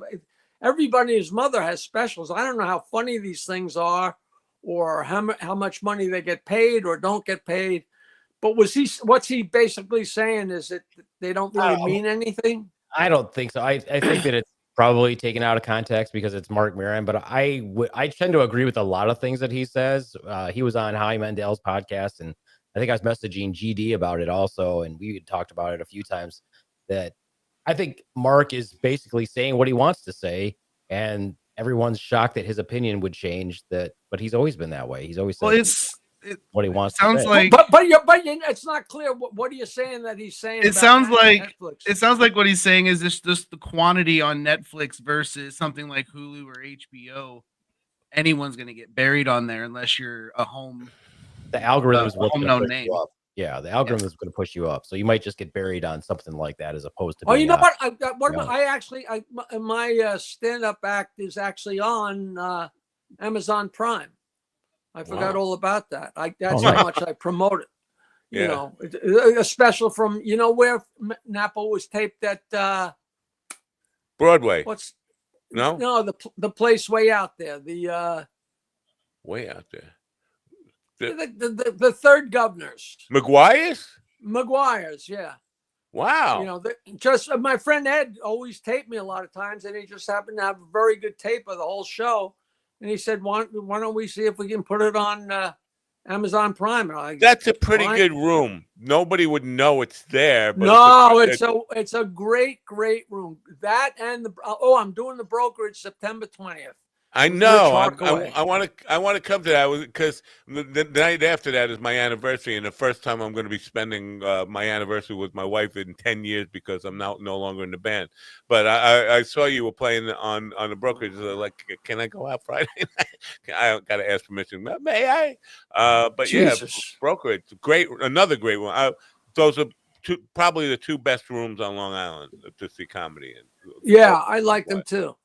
Yeah. But I met Mark Maron so long ago. There was me and him. There was a comic from Boston. The blonde comic from Boston. She actually had a sitcom for 2 minutes. She's like the angriest woman in show business. And she's so cute, but you talk to her for 2 minutes and your dick goes back in like a turtle, what the hell's her name? Is it? But she booked it, and she got angry at me because the guy it was called Fred's, which was a place at the top of, I think, Bloomingdale's. And the guy was a huge fan of mine. So he was so excited to meet me. He said, hey, will you come back and have lunch with me someday? And I went back there and had lunch with the guy. She went berserk. She thought I was trying to steal her gig away and everything. But anyway, Mark Maron was on that show. And he was just so angry. But he had every right to be angry because he's so funny and so talented, and he wasn't getting anywhere. This is a tough fucking business, man. It doesn't matter how good you are; you got to be really lucky at the same time. Yeah, And he was really funny and really cool. But he's getting a lot of hate because of what he's saying now. Mostly podcasts. He had fucking President Obama in his garage for sure. and Exactly right. him. So fuck everybody else. His opinion. You might not agree with him, but I'm sure his opinions are as valid as anybody's. I totally agree with him. That's probably my problem, and I'm a big fan of his. But right now, it's very fashionable to just jump on him and just say, well, how dare he? He's calling out the truth of the Rogan bro sphere, the Austin comic people who have made a heavy right turn. And comedy was never. You had maybe some comedians who had some right wing leanings. What? Like 30 years ago, when Dennis Miller became a Republican, it was like, holy Christ! It's like a stranger in our midst. Right. Like comedy and show business are liberals, fairness and equality and, Yeah. So and what's the whole thing with Joe Rogan doing a fucking about face? Things are just crazy. Yeah, and people follow Rogan because he's like the new Oprah in a lot of ways. He's very influential, and so all these bootlickers, these people who are just trying to get on his podcast, followed him down that right wing grift path, and now you have a whole bunch of Austin comics doing that, and that's what Maron's calling out most of all. And I couldn't agree more with him. Like that's not good for comedy. Is to have all the comedians go really conservative. I mean, the things about comedy, it was always pushing the edge and anti-establishment. You can't be pro-establishment. I don't get it. Joe Rogan was in the movie Venus in Vegas that I was in. Do you know the movie where I French kissed Florence Henderson? Yeah, I can't wait with to the ask mustard, you that the on mustard kiss. That's gonna be my favorite question I'm gonna ask you on the panel. All right, let me go. You guys have I got to go to a gig. You guys enjoy Jackie and don't abuse him too much. No, I'm going to. We're not going to do the podcast without you. Yes, yeah. Yeah, it's GD's show. GD's in charge. I'm going in and having my breakfast. All right. John, email me, but don't ask me questions because save them for the show. I want to save them. I will save them. We'll have a great time and say hello to your lovely wife for me. And GD, Steve. So, Steven, are you going to be at this thing? I'm not making any commitment yet because I don't have my transportation situation's kind of messy at the moment. All right. Yeah, that's a nice fuck you to me. I'm only kidding. I'm going. I really do want to be there. I'd love to get a chance to meet you in person and hang out. You're not gonna miss anything. Trust me. All right, I'm going away. GD, behave yourself. Go write a song parody about something. And I'll see you if any Friday. of you guys are interested, anybody's interested, I'll be glad to send you those Pat Cooper shows because they're so funny. I definitely. All right, and John, thanks again for the gig, and I'll see you then. Yes, can't wait. See ya. Bye-bye. All right. Bye. All right, so that's it. It's the three of us, guys. So it's even worse than I thought. So I looked it up, right? Because I was just getting like a little bit of information. So this is, to paraphrase, I guess, this is the summary of what Mark said, or how he kind of called it. Mark has accused Netflix of prioritizing profit over community concerns, describing the dynamic as how fascism works in business. He has called it, let's see. He revived an earlier joke that Netflix could become Reichflex, asserting that fascism is good for business. Yeah, Mark, man. But and I still, I do not know of any right-wing comedians that I think are funny yet, and I'm saying it because I don't pay attention to a lot of comedians anyway, and also I don't pay attention to a lot of people's politics until it surfaces. So if you're a comedian and your politics don't surface, I have no idea. Right. So I don't know of any right-wing comedians that are funny to me. I'm not saying that they're not popular. I mean, just funny to me. I mean, you can be popular and not be funny. Well, I think that in my opinion, the whole thing with the election, with the first election, this election also, is that it really made you understand who among your friends or your colleagues or your business associates, whatever, are huge pieces of Nazi shit. Yeah. So, oh yeah. At least thank you that way, and then you can get them out of your fucking life. Because I am not. That is I really believe that I don't have a problem with people being Nazis per se. I don't like them being hidden Nazis. I want to know where you are. I don't like if you're a Klansman, fine. I don't care. I just don't want to accidentally run into you, where I'm at a disadvantage. You're a Klansman, and I don't. You're at the end of your rope. Yes, I want people identified. Not like in a Nazi where we all have tattoos. Yeah, little stars. I mean, let's be honest. Let's just be honest of who you are. If you're a racist Nazi fuck, just come out and wear your MAGA hat or whatever. Yeah, I've told people, pointy hat, whatever you have. I've told people, I'm like, I'm going to start going to the tanner as often as possible so that people actually know. Because living in Michigan, even though I'm a brown man, you can't really tell that much. Like, I'm just going to brown myself up consistently. So yeah, you should. Obvious. You should definitely layer it on because I mean, like just passing by, I'd guess you were just a white dude. So Yeah, so nope, I'm gonna darken Just away. a white dude.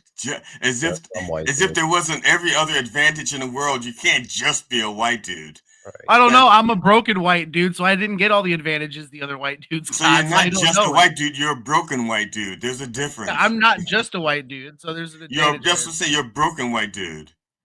There's no such thing as just a white dude. So GD, I'm excited that you're coming because we're gonna do all kinds of fucked up shit. Yeah, I'm going to try to get there earlier on Thursday than 10 p.m. at night. I'll just be careful. That's my thing. I want to get there early enough. My wife says, "Are you going to do any comedy up there?" I said, "Nobody wants to see me up there right now." I said, even if there was something like on a Thursday night, 10:30, I'd be so tired. I'd be like, if I could potentially, if it was a Sunday, we still have time. 10 o'clock, yeah. So you're coming into town Thursday, you said? I'm driving Thursday evening.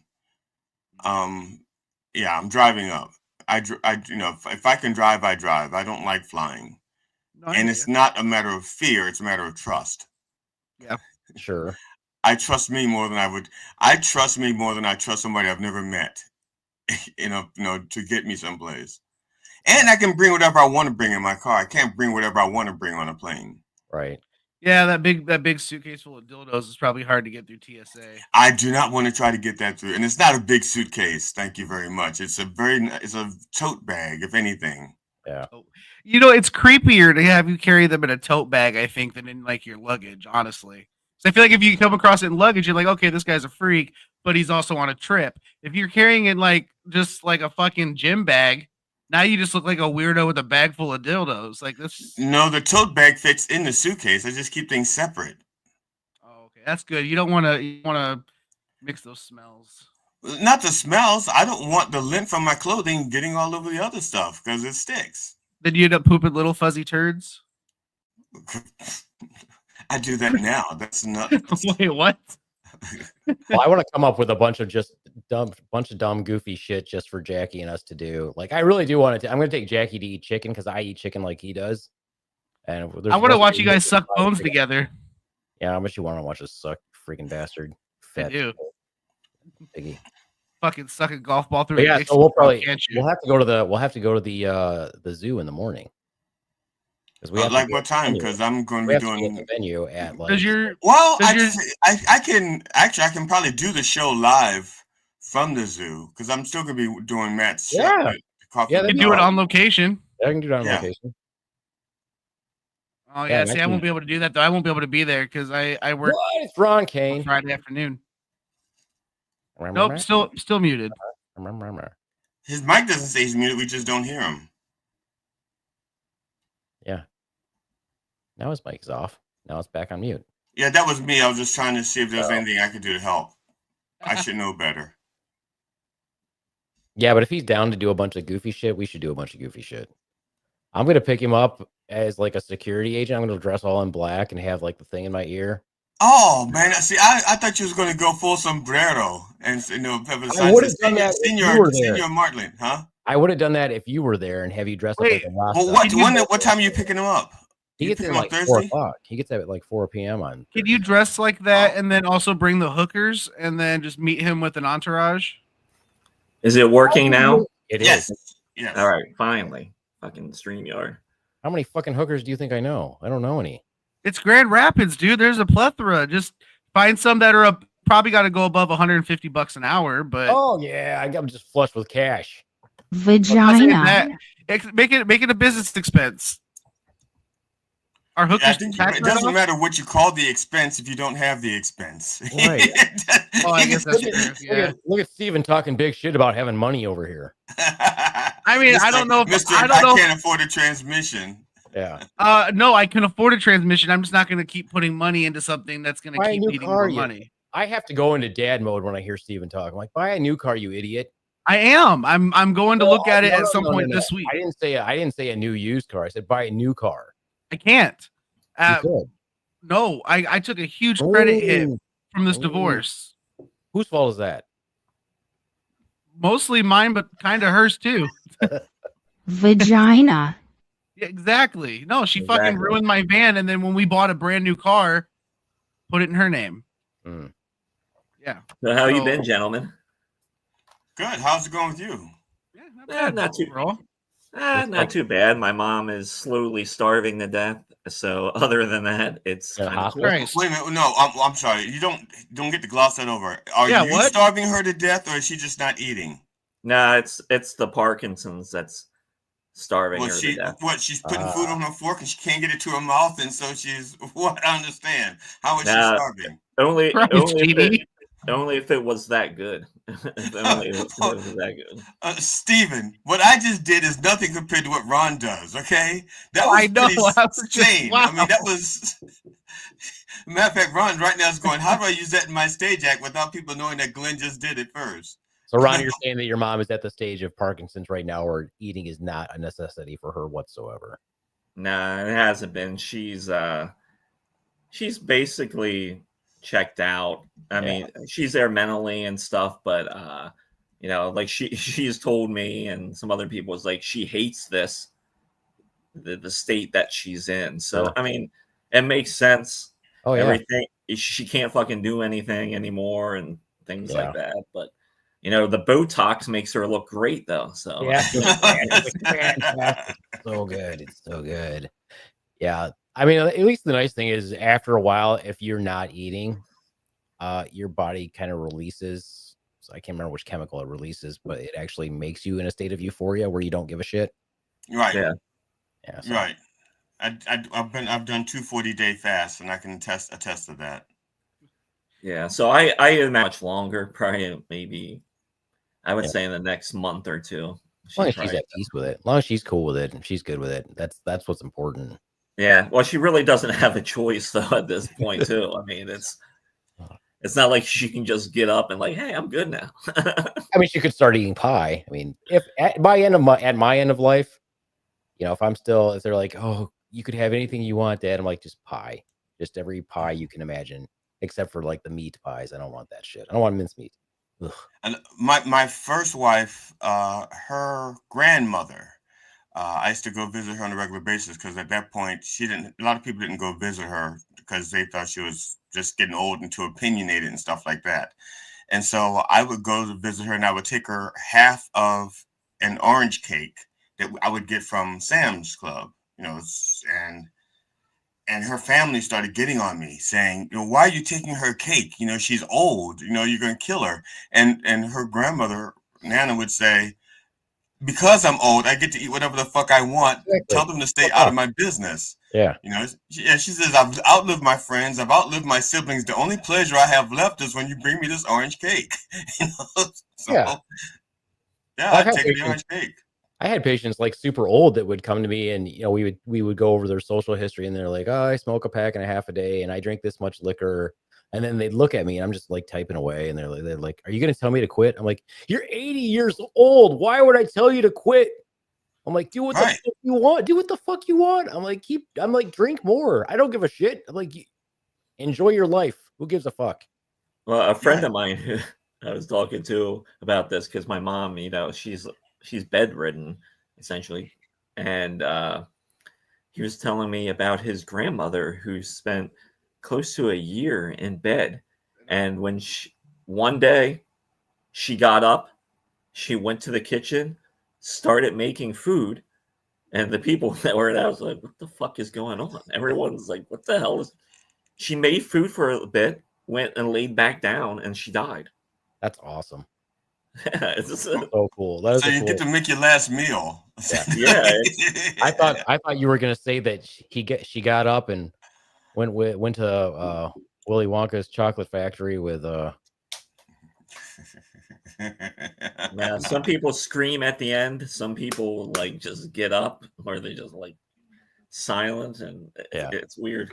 Well, that's what I was trying to tell. That one time I was telling Matt, I'm like, you know, not always death is you know what you think it is. There's lots of people who decide when they're gonna die. You know, at that point. Yeah. Or when they're like, they're holding on. They're just waiting for like their grandkid to come back from wherever they are, and they see their grandkid and they die. You know, it's pretty. To have it like that is ideal, I think.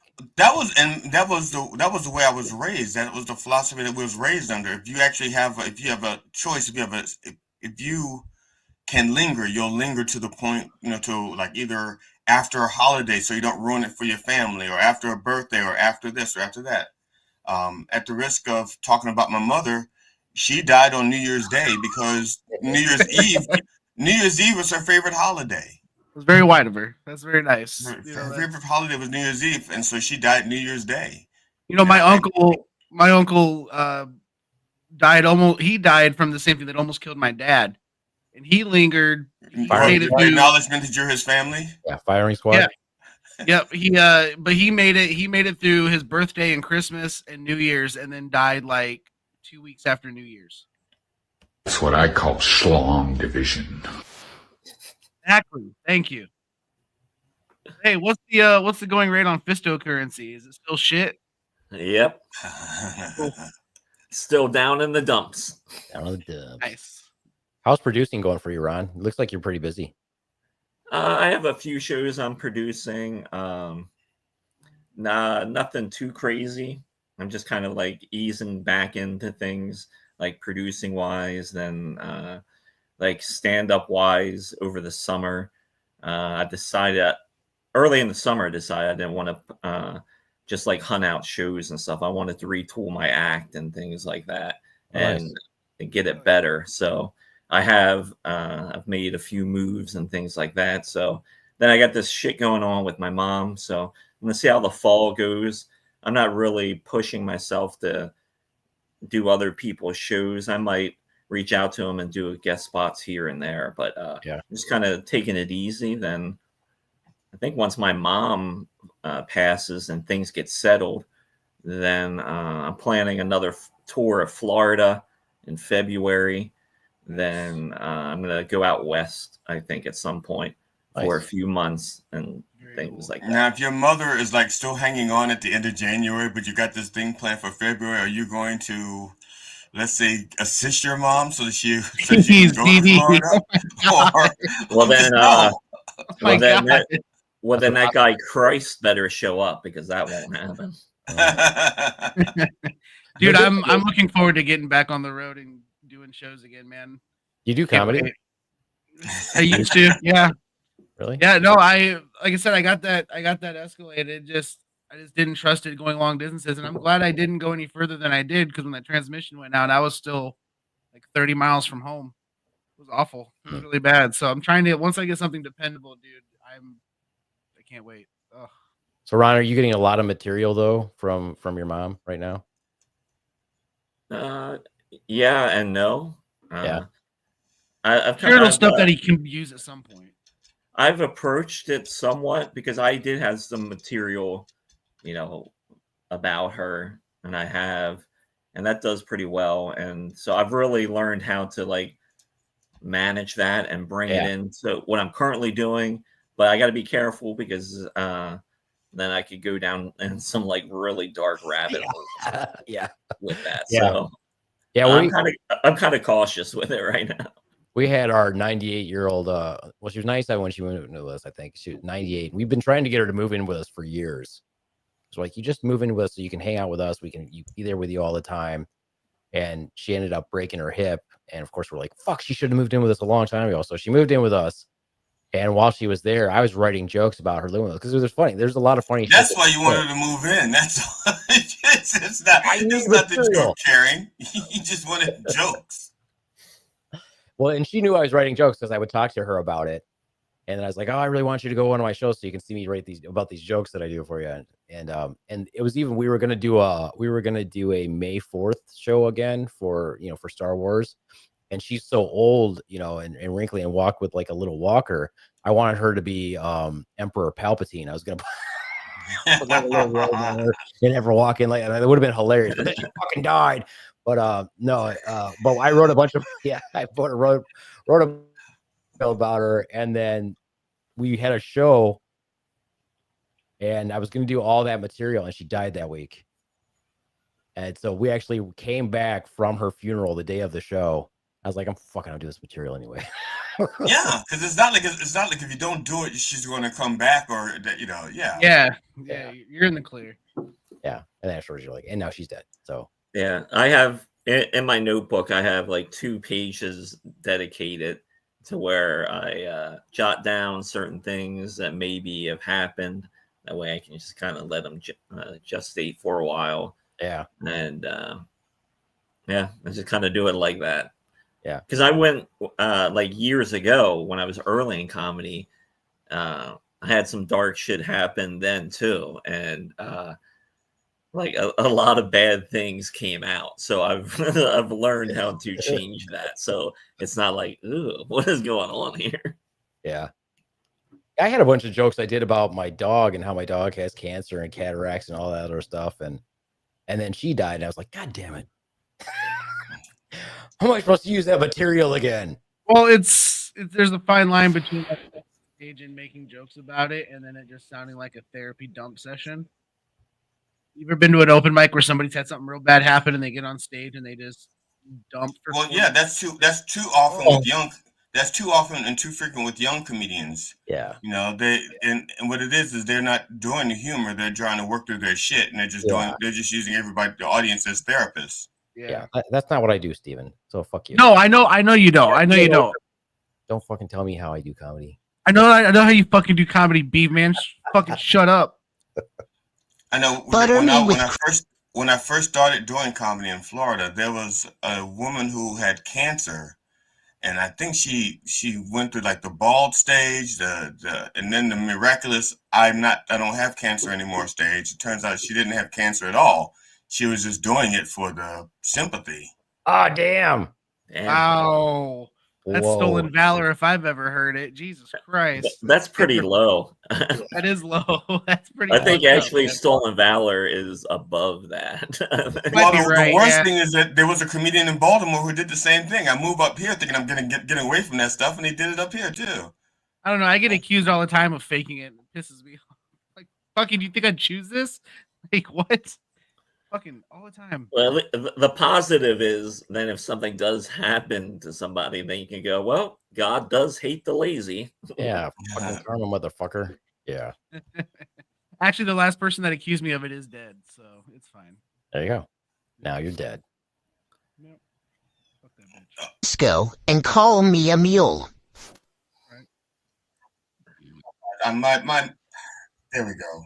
My headset was popping in and out of its hole, so I kept losing you guys. Oh. Yeah, you got to have a firm foundation when you stick it in, otherwise it's going to start popping in and out. Yeah, I couldn't tell when you guys weren't talking, so I didn't know if I could say anything because I had silence. So, but that shouldn't be talking anyway. It was just an awkward silence while we contemplated how bad Steven's comedy is. Yeah, so okay. John, I'll probably be out in Michigan maybe sometime, maybe later this year. It might be next year now. Okay, just let me know because if it works out good, I can actually put you on one of my shows. Okay. If you want to do a show. Yeah, I'd rather do a show than just like a mic or yeah.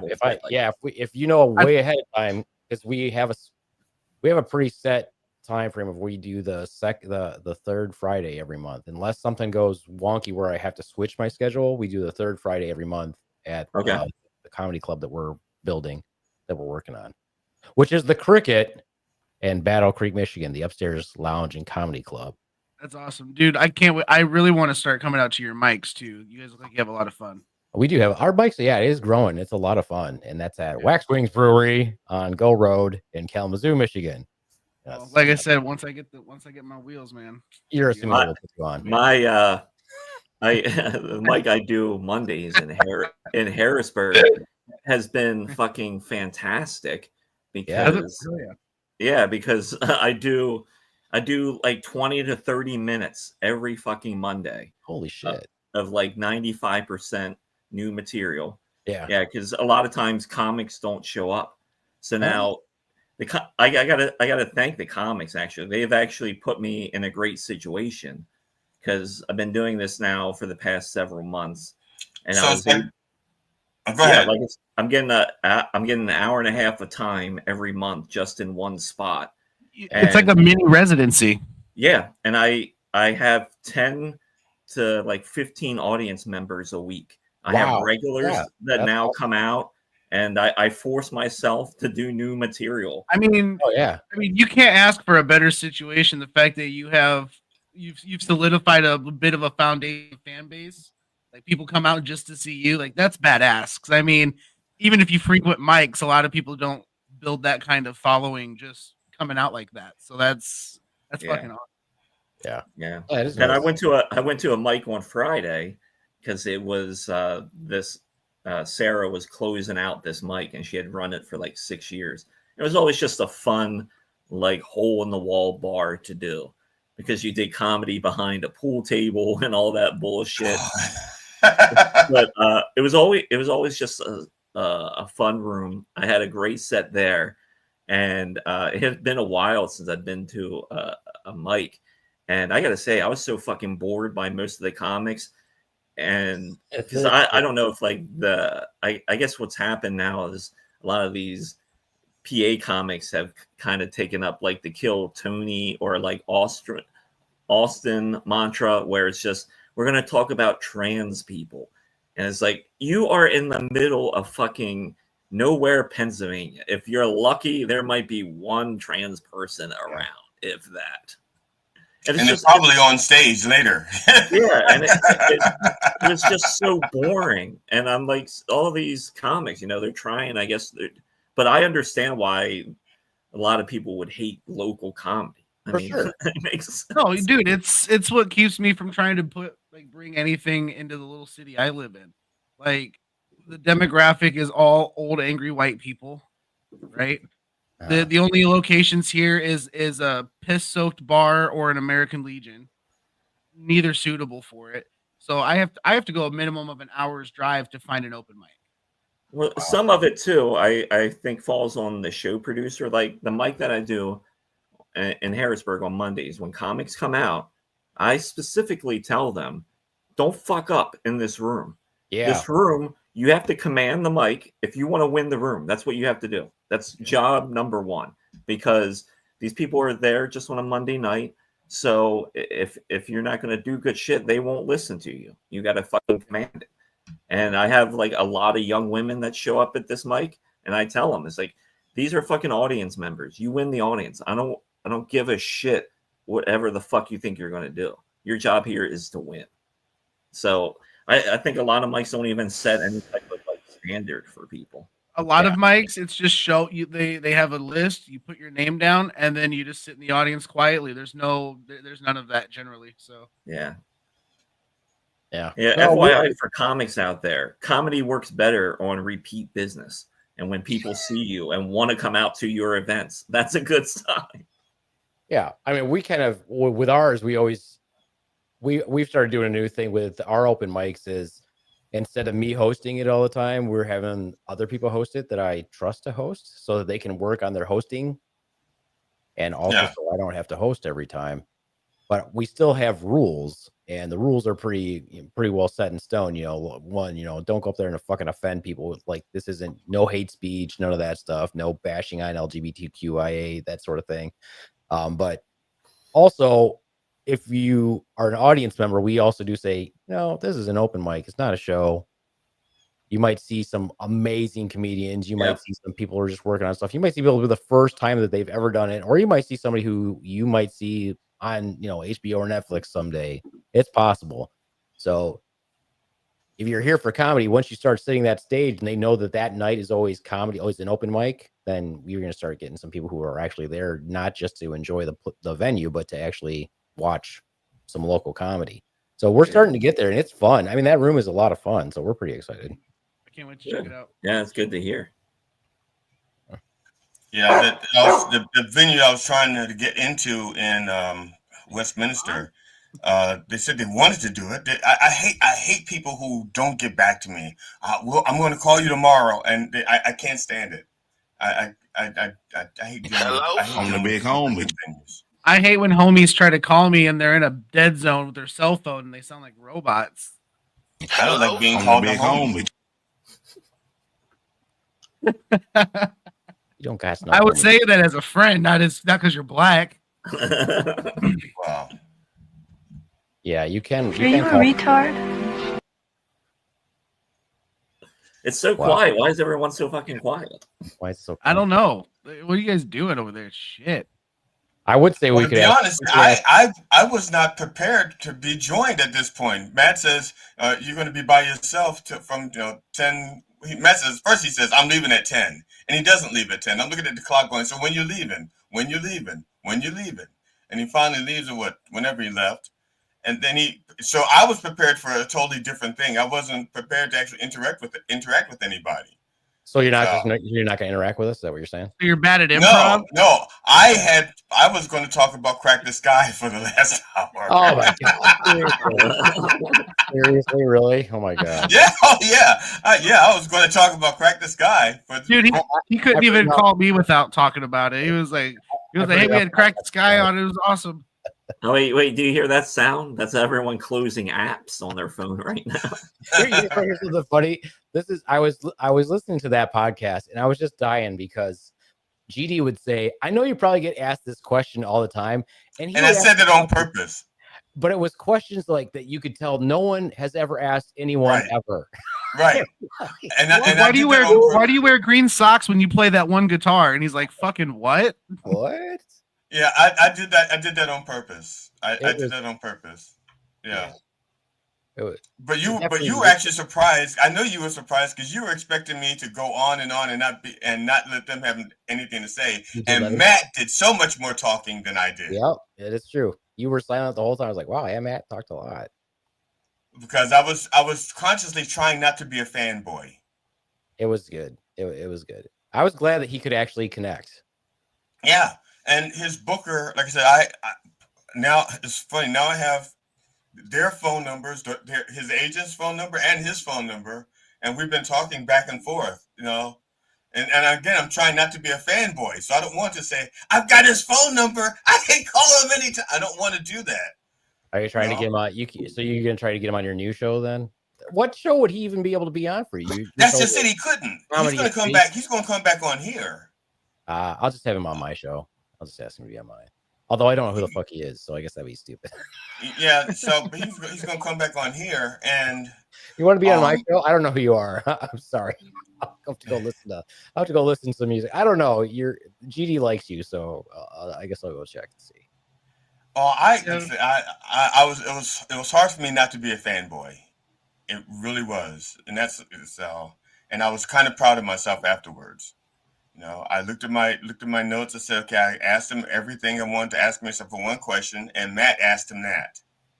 So, and I understand that not everybody knows about Crack the Sky and will feel that way, but I don't. It's one of those things like I got to meet one of my favorite musicians of all time.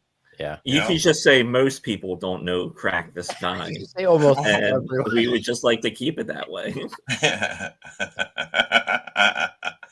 I'm gonna start using "Crack the Sky" as my intro music because I'm pretty sure it's free. I don't think so. But go ahead, try it. Go ahead. I'm just kidding. Crack the Sky. Don't come at me like good old Blind Mike attempted to and yet did nothing. Well, I think Blind Mike. God damn it. Part of the reason why they did nothing is because your podcasts are not visual, and Blind Mike needs a visual. I don't know why. Yeah, I don't know why they want video. I don't know. I don't know for certain. That's the theory. I don't know if you know this, but I'm a podcaster. So if you do video, you're not a podcaster. You're a vidcaster. Well, I'm just saying that's. How about you fucking don't label people, bitch? Hey, I've been doing it for 7 years, so suck on it, bitch. All right. I can't wait to have our orgy with the Mothman. It's going to be really fun, guys. You guys don't even know what you're missing. It's going to be really fun when we knock you out of your wheelchair, but we already have plans on what we're going to do with your dumb ass in West Virginia to make a bunch of videos. I'm down. I already told you I was down, so let's do it. It's going to be hilarious. It's going to be hilarious. Trust me. But GD, we're going to have fun. If you go to the zoo with us, GD, it's going to be a blast. At some point, I want to dress up like a MAGA redneck and act like I'm going to a MAGA convention, and the only way up is a giant flight of steps with a MAGA sign up the top. Yeah, and then when you get up to the top, I'm going to dress like Governor Gretchen Whitmer and push you down the stairs. Yes. We need to bring a blow up doll that put it in the same outfit as me, so we can do some really shitty edits of like falling down the steps, and it just transitions into the doll. Yeah, we could do something like that. I could just roll a potato down the stairs. No, that'd be funny if I just did a big potato and then you start to fall, and then we cut to the potato. Toss a potato down the steps. Oh, I'm definitely. You must be the Monopoly guy. Yeah, we can find a Barbie wheelchair to put a potato in, just to do even a worse edit. Just tumble down the We figure it out. It'll be fun. So can we try to sell some tickets for the Jackie thing, or do you need to sell more tickets? I don't know. I don't know how big the venue is. It's a 400 seater. Oh, okay. Yeah, so let's hopefully. Yeah, so okay, so September 5th in Grand Rapids, Michigan, we've got Jackie the Joke Man coming for the Joke Man screening. It's at 7 p.m. The doors open at 6 p.m. That's at the Wealthy Theater, 1130 Wealthy Street, Southeast Grand Rapids, Michigan. And the ticket link is at the bottom of the screen. So, yes, we want max people to come on out. This is going to be a blast. The movie itself, the documentary, is only an hour and 15 minutes. Okay. So we're done with documentary by, 8:15. That gives you all that time to interact with Jackie. I'm going to be moderating. So I'm going to ask him some questions to get going. And then I'm really pretty much going to turn it over to the audience to ask them any questions that they want to ask. I know he's bringing some merch. So yeah. I think mostly books. So if you want a book from Jackie, pricing, we'll have that at the venue also. And I'm sure he'll sign it for you. Yeah, like I have a Jackie book somewhere in here. I don't feel like standing up to get it though. I'm lazy. Yeah, so we're all super excited. We're gonna have a lot of fun. I'm excited for everything else because obviously I'm gonna pick him up from the airport. I'm gonna be driving him around. I don't know if I should expose him to any of my quote comedy. Well, what you do is just put it in the car, so he just has to listen to it. He's like, who the fuck is this moron? Yeah, if I can get my hands on this new car this week, I'll be there. It's just Grand Rapids is a little far for me to borrow somebody's car, so. Why don't you have somebody just drive you, you fat bitch? Why don't you have somebody drive you? Because I don't have anybody that wants to go. You don't have anybody that counts on you that you can count on? I do, but they already have plans for that weekend, so I can't. Yeah, so. Oh. I'm trying to figure it out because, like I said, I'd really like to hang out with all you guys at one time. It'd be cool. Well, what happened to this girl that you were dating? What happened to her? She lives in Fort Wayne, but her car is a piece of shit too. So. I see. Oh, so is her man. So what's the? He was like, well, I guess she's got a type. There is a type apparently. So, yeah, that's a type. The man she drives and the car she drives are both POSs. Right, exactly. Well, see, I could be like some dudes my age who just completely rely on riding around with their girlfriend, and I'm just not. That's just not what I like to do. Hello, on the my own way around. So. But I mean, it's a significantly nicer car.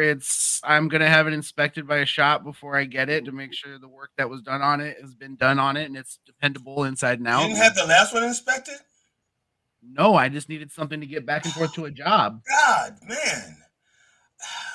Well, it was from somebody that I thought I could trust more than I could. So you need a father That's figure. I said, how do you not go into freaking dad mode when you talk to Steven? Dude, I raised my brothers and sisters. My parents were never in the picture. Yeah, but I'm just saying, no, I said you need a father figure, not yes. I don't have a father figure. Right, you need one. That's what I'm saying. Stop agreeing with me. I'm saying that you need one, or you need your big kitty aunt more in your life. Where's she at? Right now, she's taking care of my dad. Oh, well, that's her first mistake. Yeah. So yeah, they just came and picked him up this weekend, and he's living in Georgia now. So yeah. So, but yeah, like I said, it's a significantly nicer car. It's a 2012. Should be good. This car didn't even have AC in it.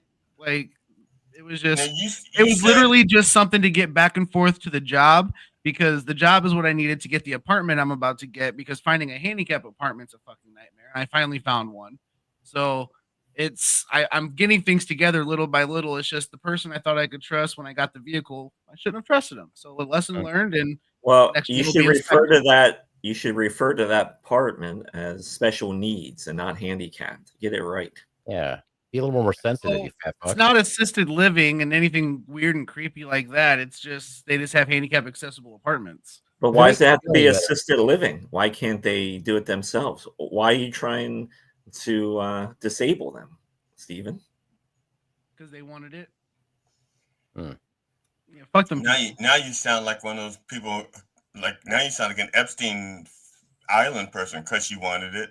No. Wow! Yeah. Wow! Why'd you have to? Wow! That was rude. No, it's just the answer you gave because you wanted it. No, that's. Hey, Steven, why don't you just you don't have to worry about it too much anymore because pretty soon they'll be coming for your kind to do some. I mean, cleansing. I always assumed that would happen at some point.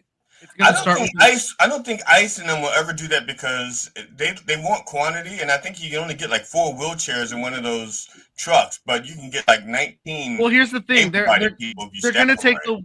they're gonna take the ones that are a burden first. I don't get any benefits anymore, so I'm no longer on the government. I'm just a tax-paying citizen. Can you Well, get half up the 3 people stairs? that they're taking aren't burdens. They're just available. That's why they're grabbing them. And they Yeah, think we Steven, won't can you care. get up 3 stairs? Can you get up 3 stairs on your own? Yeah. Okay, well then maybe they won't kill you yet, but it's coming soon. No, like, the house I'm in now, I have to crawl up 3 or 4 steps to get into the house, but I could do it on my own. I can get my chair in the house too on my own. So you're I as can do healthy as it. Donald Trump. You can crawl up a few stairs on your own. I think I'm probably healthier than Donald Trump. Oh, I don't know. He's got a pretty good health insurance plan that we're paying for. That's true. Although my health insurance plan through my job's pretty great. So Yeah, and Steven's doctors probably have some sort of ethics, whereas Trump's don't. Oh, that's true. Dude, it's true. My doctor, man, she straight up was like, "Hey, if marijuana works for pain, I'd rather you do that than pain meds." And I'm like, "I agree, thank you." Way ahead of you. I personally love all this Trump stuff and watching people talk to him. Like it makes me laugh when I see any type of media talk to him. It's like this guy definitely molested young girls, and you got to pretend. I mean, like it didn't happen. He's definitely a raper. But did you see his stink video that just came out? What video? Before he went MIA, there was a video of him in a meeting, right? And I guess apparently they had Mexican food earlier that day, and he had an upset stomach. And apparently he was shitting himself in this office, and you can see the people behind him like going like this. Soldiers across the room are like covering their nose. The one governor dude goes and hands him paperwork, and he goes back and goes, "I can't." Like, it's super funny. It's all over X. It's hilarious. Like, and you can see Trump even look down and go, like, you can tell like even he's killing himself. Like it's sloshing. hilarious. King Von shits himself. Strikes into a wall. Did you see one where he almost walked into a wall?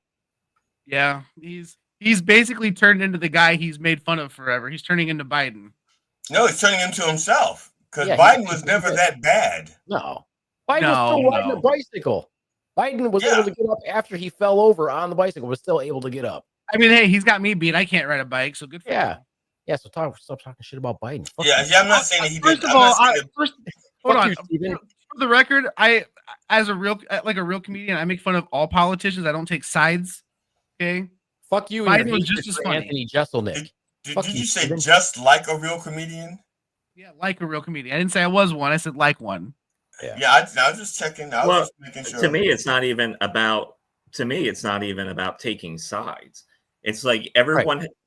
Everyone is here trying to pretend that this guy did not fuck kids, and that to me is hilariously sad. And seeing people kind of dance around it, it's like, no, we know what's going on here, so let's get to it. Yeah, but that makes everybody around him a piece of fucking human garbage, and the people who don't call him out. Where It does, but in the terms of context, in the terms of context, I love it because this is what comedy is. You pull these people out, then you just skin them alive. Yeah, I can't wait. It's funny watching. It's funny watching some of the right-wing YouTube personalities flip on him. Like the Sean Ryan show. He was like, after the Epstein thing, he goes, "I'll never trust another word out of his mouth or his administration." And he was a super MAGA guy for a little bit. Like, he's super conservative. Like I'm watching these guys flip left and right, and it's just like, good, finally.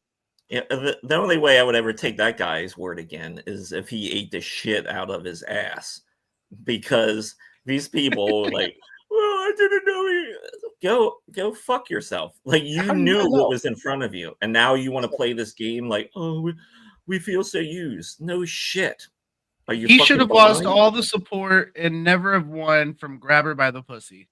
Like that right there alone. Before that, I mean, back when he had his daughter sitting on his lap. I don't disagree, but for those of us that didn't know all of that prior, I don't know how people could not have known that prior. I mean, I didn't know anything about Donald Trump till I was an adult. I didn't know anything about him. All I knew was The Apprentice. Even if you didn't know anything about him, people talked about the fact that there's this guy who's supposed to be a millionaire talks about he would like to date his own daughter.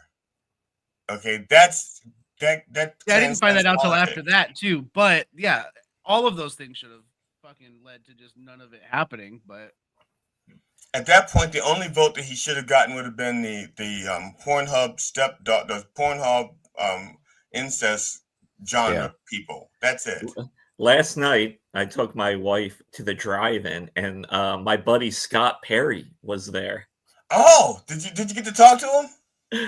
I did not, because I wasn't going to go corner him in the bathroom or anything like that, because that would have it would have looked really bad on me, and so I don't want to wind up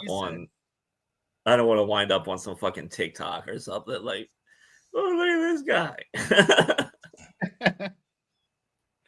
For those of you who don't know who Scott Perry is Ron's representative in Congress. Yeah. I feel like if anybody was going to corner him in a bathroom, though, it would be Ron Kane, and nobody would be. And Scott Perry too is tied to the Day of Sad Whites, January 6th, the first one. Hey everyone, get ready! The reboot to January 6th is coming in a couple of years. I hope you got your merch. Now, Ron had mentioned earlier that Ron said once that if he ever caught Scott Perry in the bathroom, that Ron was going to drop his pants and say "kneel before Zod," and because he has this tattoo on his schlong that says Zod, and I was disappointed that he didn't do it. Hey, that's not fair to Scott. He only kneels for Big Beautiful Bill. That's it. Which I love asking him that on his Facebook. So I'm like, you don't like gay soldiers, but you'll kneel for Big Bill? What is up with that? Big Beautiful Bill. Ridiculous. It's a shit show. I feel bad for my children, though. They think I'm crazy because this week their body armor came in. And my daughter she's home from college. And so I'm like, okay, so I got to teach you how to shoot. Your body armor is coming this week. Here's the radios for when the shit goes down. And I have to preface this. The other day I told her, say, look, I know I'm not crazy. And she's like, oh, you're crazy. I'm like, okay, well, I'm crazy, but also in a different way. I'm like, I'm crazy in some ways, but in some ways I'm like, I've been a soldier since the age of 18. That mentality will never leave me. And when I see that shit is bad, the only thing I care about is protecting my family. I'm not coming up there because if you're not going to protect me while I'm up there, then forget it. You show I got you, GD. GD shows up. I'm just put body armor on him. I'm like, just in case, GD. It's just, let's just have you wear this. Because I'm not developing a hate following, but there are people who I don't get it still. The Mikeys, the blind Mike peoples. Why they hate me. I don't get it still, but look, I don't have body armor to give you, but I'm fat, so you can hide behind me, and I have a gun. I do carry, so I feel like but a bullet goes through fat pretty easily, Steven. I don't know if you know that. Okay, but my upper body's not just fat. I do have a fair amount of muscle in my upper body. As long as they don't hit me like in my stomach, we're good. So what are you going to just say? Arms? Now you sound like my brother and I. The last time we had a fist fight, or actually, it didn't. The last time he threatened me, and we didn't want to break up my mother's furniture. We went outside, and the first thing he says to me was "not in the face." So Steven can only protect your cock, GD, basically. Or you could kneel down behind me, whatever. Yeah. Oh, yeah, that'd be helpful. Yeah. So what do you think about Kill Tony being on Netflix for another 3 years? Hadn't heard. 3 I mean, years. look, I'm one of those guys that I do enjoy Kill Tony. I do appreciate the opportunity that it does give to disabled comedians. I do still think that he capitalizes and makes money on just beating up people for the most part.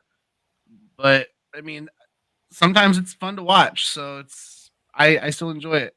I don't watch Fan. it.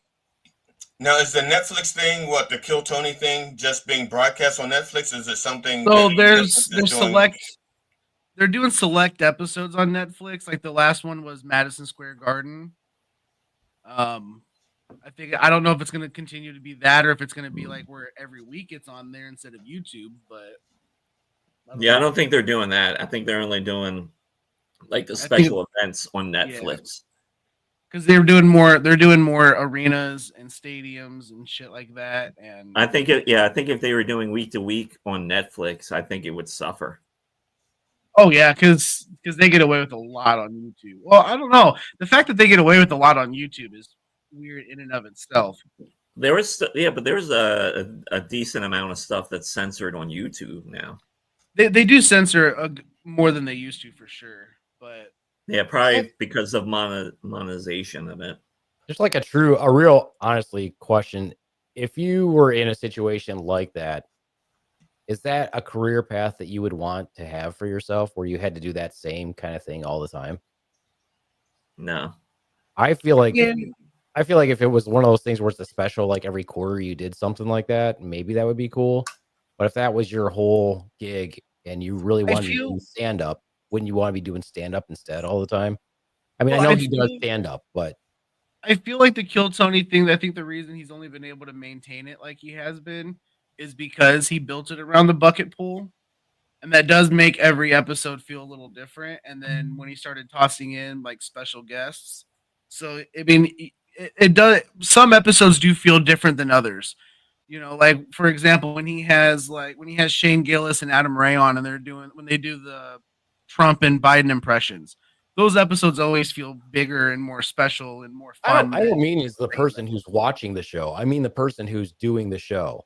Is that the right? I'm saying the way for yourself as a comedian. That's almost like if you love doing stand-up comedy and someone approaches you and says, "Hey, I want you to be on this sitcom." You have to give up a lot to be on a sitcom. You're not writing your own material. You're not doing your own thing.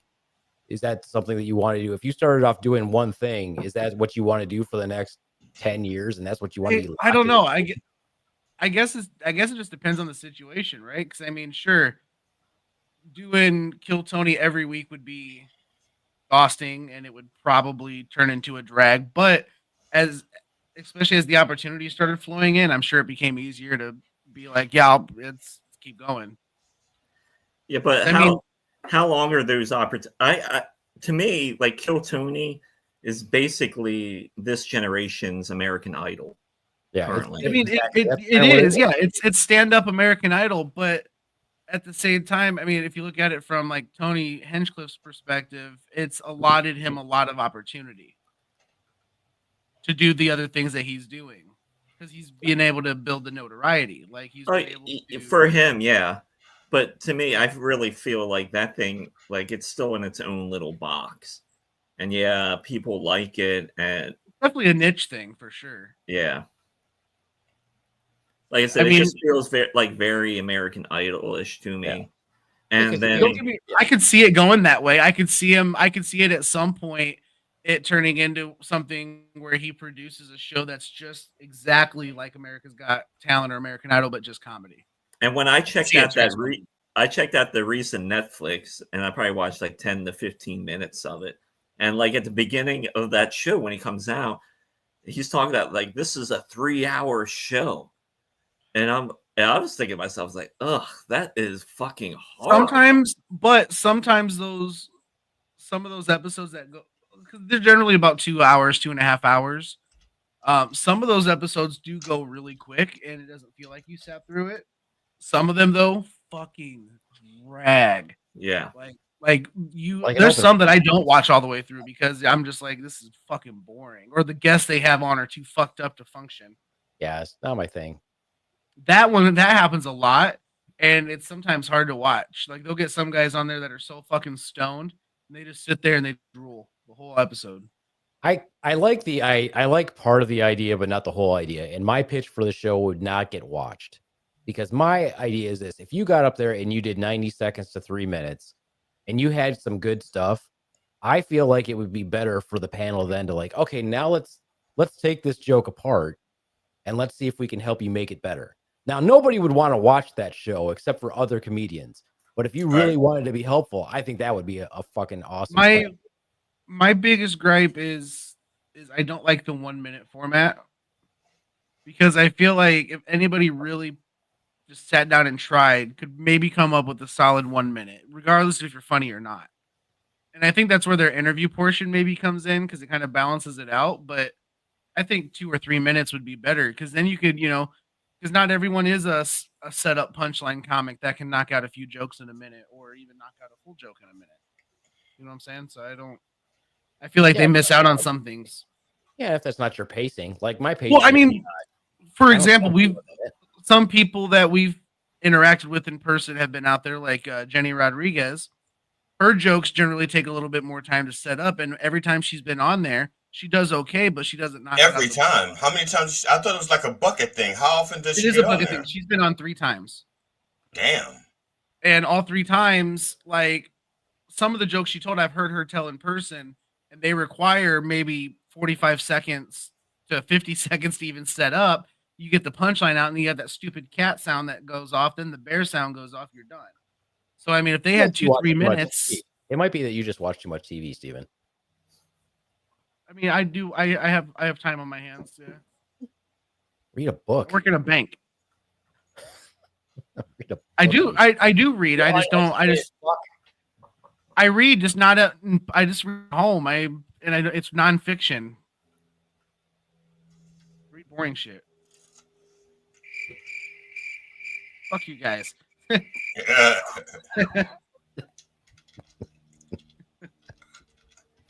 Anyways, you guys seen Oppenheimer? Or?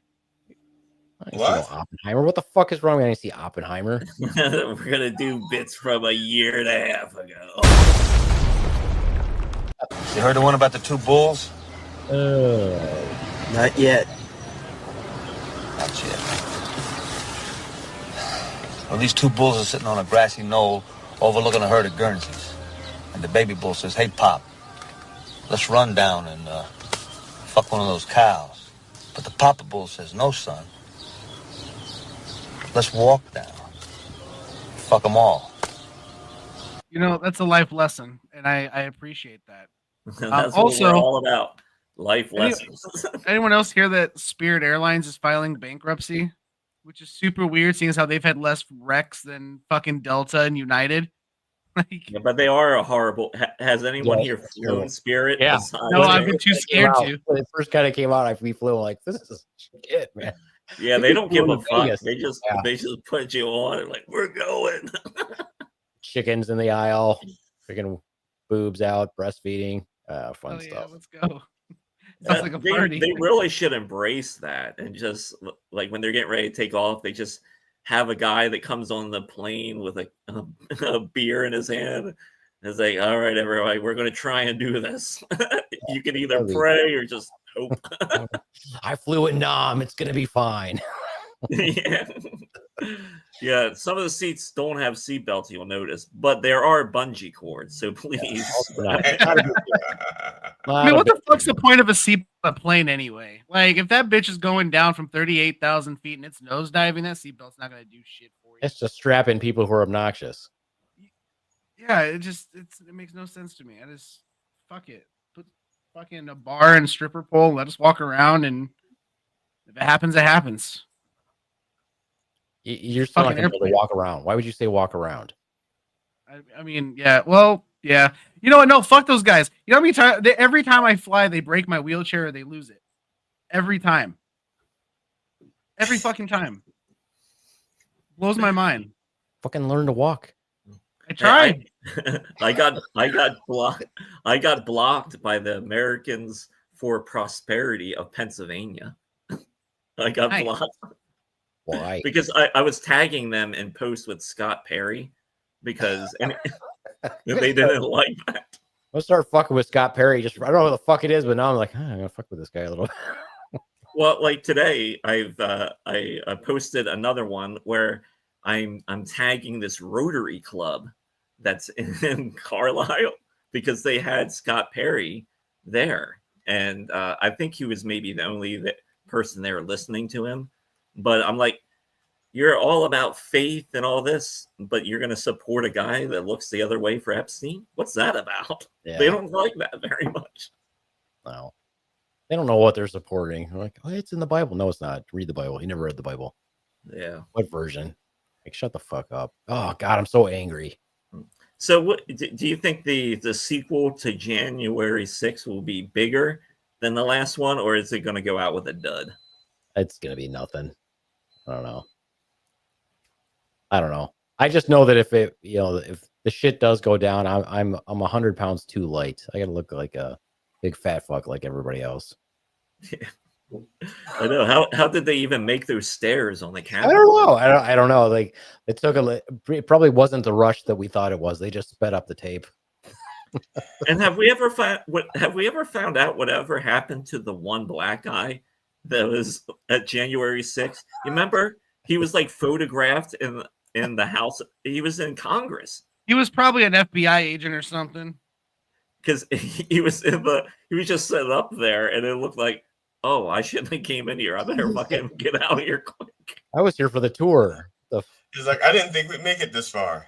I went to the bathroom. How did I end up with this fucking mob? What's happening? They told me there'd be chicken. Damn, GD, that's racist. What? I would love to see video, if there is video, of that guy, and he's just making his way out. No, what I think would be really funny is if just in one of the videos, there's just a panning shot of like the dude in Nancy Pelosi's office and the black dude just in the corner with a bucket of chicken. Just took a wrong turn. I'm just what? I don't know. You know what? That'd be a funny skit to shoot with Red. Just have Red standing in the corner with chicken, just eating like I was here for the tour. I don't know what you guys are doing. You want some? Like, it's just, I don't know. That'd be great. Be funny. Anybody got hot sauce? That's the one right there. It just pans over to her. She's like, "Anyone got hot sauce?" I don't have hot sauce. I got some bear spray. Tastes about the same. Oh man. I was watching a documentary about Brandon Lee, and I didn't realize that they figured out what killed him. Got shot. Yeah, man, I know he got shot, but how he got shot? Because they made the blanks. They made the blanks themselves instead of actually using pre-made blanks. Right, but that wasn't what did it. Well, it was they have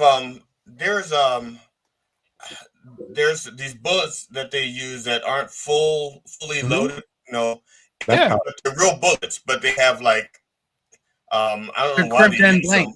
I don't know why they use them, but apparently one of the guns had the tip of the bullet still in the nozzle. So when they put the blank in there, the blank just shot it out the rest of the way. And I didn't know that until yesterday. Yeah, they wouldn't have had that problem if they made all that stuff themselves, is my understanding. So if they wouldn't have made all that stuff and they'd have actually used pre-made stuff, they wouldn't have had that problem. They do that I am assuming is because if you take a picture of the revolver from the front, if it's a blank in there, you can tell. The revolver, you have to be able to see the edge of the round. So if they have those in there to make it look real, they have ones that are made like that you can do that. But they made their own that's what I was told. I don't know if that's true or not. No, in the documentary they said they did make their own blanks, and the real bullets that they had a decreased amount of gunpowder, whatever it is that I guess was in there, and so the bullets don't leave the nozzle. They don't leave the nozzle. They just stay in there because it's not enough. So you see a real bullet going in, and it just doesn't come out. It was like there was how many mistakes and how it was so plagued from the beginning. How they were shooting at night in like 18-hour days and the whole crap. Yeah. But I always wondered how he got shot. If they knew if they had the blanks in there. But then they got into conspiracy shit about how he was 28 and Bruce Lee was 32, so they both were murdered. He was. The Yakuza took out it's his Bruce father's Lee. fault for showing martial arts to the Westerners. He was killed by the Tenmak.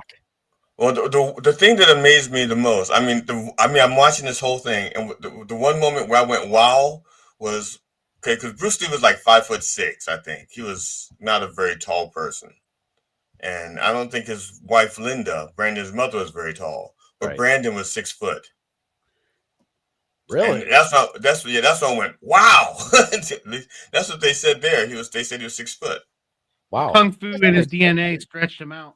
I guess that makes sense because he's in that movie with Dolph Lundgren, and Dolph Lundgren, of course, he's super, super tall. And yeah, if he was like Bruce Lee's height, he would look super short. Okay, I guess that makes sense. Wow. Yeah, that's when I went, wow. Because I was like, everything else, I was like, had no. You didn't give a shit about anything else, just that he was 6 No, it's just everything else I pretty much had heard about until they got to the very end when they said there was the tip of a bullet still in the nozzle and the blank pushed it out. So that only two. I watched the hour for 2 hours. The fact that he was 6 foot and they. I was hoping the story was going to get better, but it didn't. I don't know where the story came from. Steve. Where did that story come from? I don't know. It's a good story though. I was in it. I was into it. It was cool. I'm a Bruce Lee, Brandon Lee fan. So yeah, he was in more movies than I thought. I did not know he was in that many movies. The first time I heard of him was when he did The Crow. Oh no, yeah, he did a bunch of martial arts movies. Yeah, solid martial arts. He did. And I did not know that he spoke Cantonese. I don't know why I would be shocked, but he did. And I also did not know that he was in the remake of Kung Fu. I did not know that. He was the young grasshopper, only he was an old grasshopper then. Because he was an adult.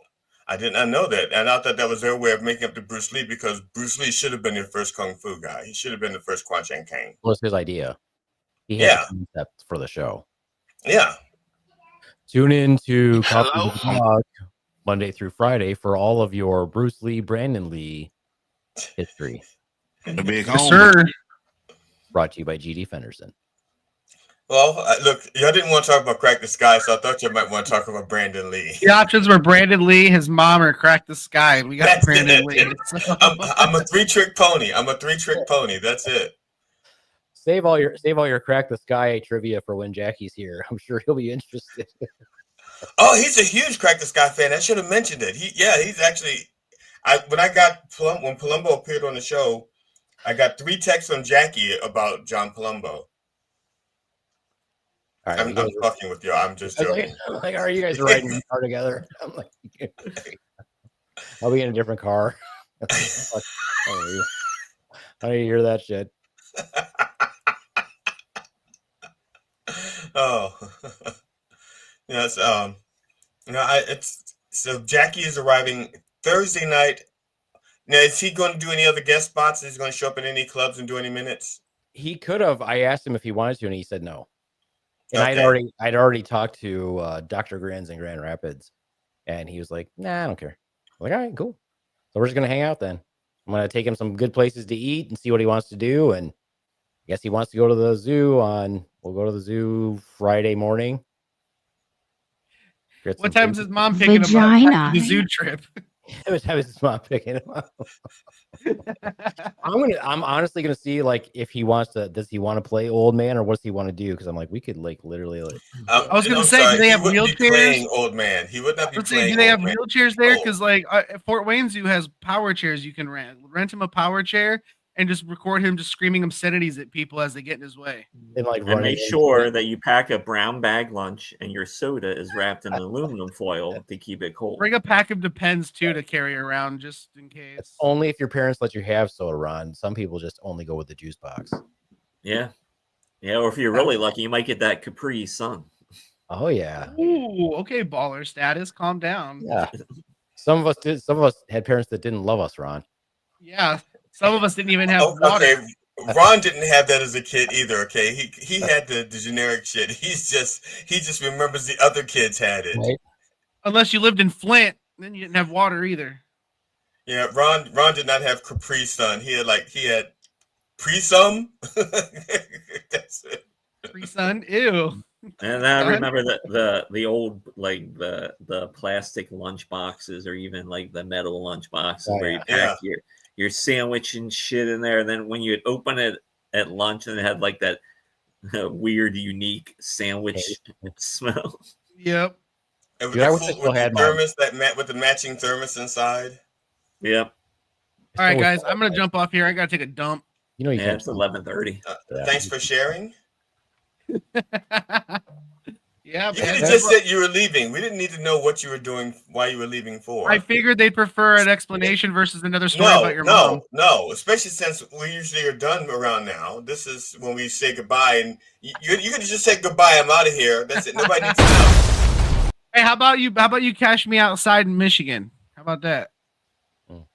You'd have to go to Michigan for him to do that. I know. I'm gonna try, dude. I'm trying to look. I was literally talking to the guy this morning, and we're trying to coordinate me getting out there to him. So, all right, don't be a bitch.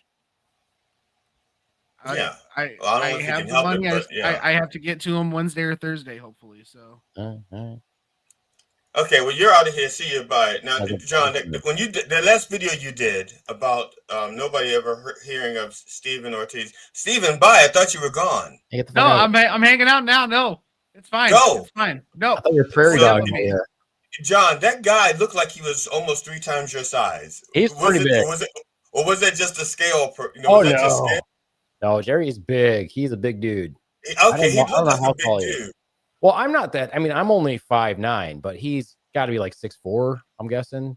Holy crap! Yeah, he looked huge. Yeah, but everybody looks huge standing next to me. No, because you got me by about an inch. I have a lot of tall friends. I have a lot of. You're at least an inch taller than me, maybe even an inch and a half, because I started shrinking a while ago. Oh yeah, me too. But yeah, he's a tall dude. It's pretty funny. I look very tiny next to him.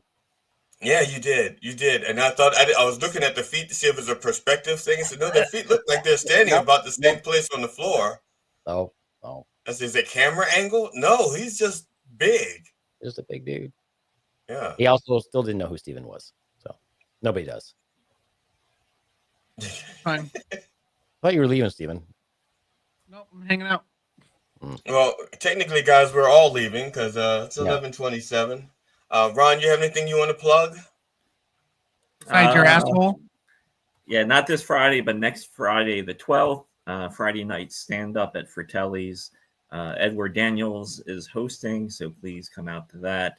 Then I got some other shit happening in October. I'll be back at Laughing Stock at November 1st that weekend. That show is loaded up. Oh, yeah, and October 4th, back in Williamsport for Back Alley Laughs. So that'll be a $10 cover. So come on out. Yeah, you can find me at Ron King Comedy, and my shows and things are out there. Okay, the Beef Man, we know you have September 5th with Jackie. Anything else you want to plug? Yeah, September 19th, we have our show. It's going to be a showcase at the Cricket in Battle Creek. We've got, Dev Thomas, Marcus Cusick, Alexa Stanton, and Dev Thomas, and I will be hosting. All right. And Steven, you're still working at the bank, so working at the bank, learning bass guitar, getting a car so I can get back into comedy again. Steven the No-Com Ortiz. I know, man. I miss it, dude, so bad. You don't even understand. Okay.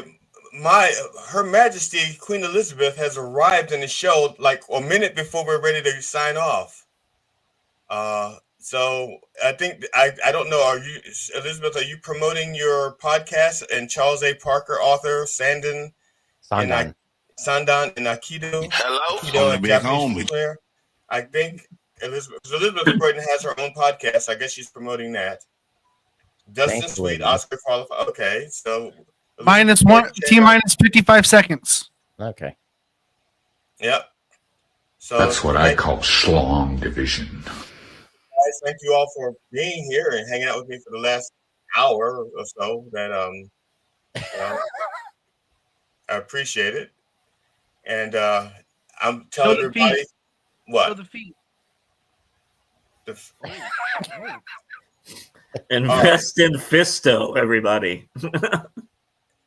Yeah, okay, everybody. Just so you know, so instead of turn on your radio, since Matt brought this up, I'm going to play the driver's black video. Turn on your mom.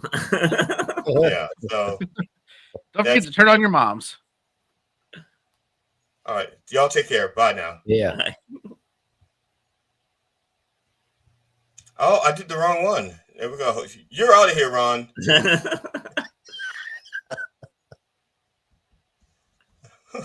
I don't know what Vagina.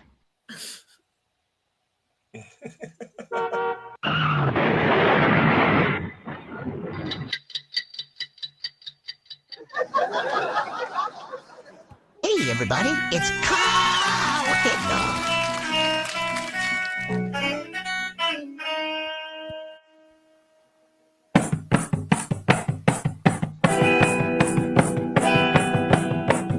I see a red car and I think the driver's black. No colors anymore, they want to be called black.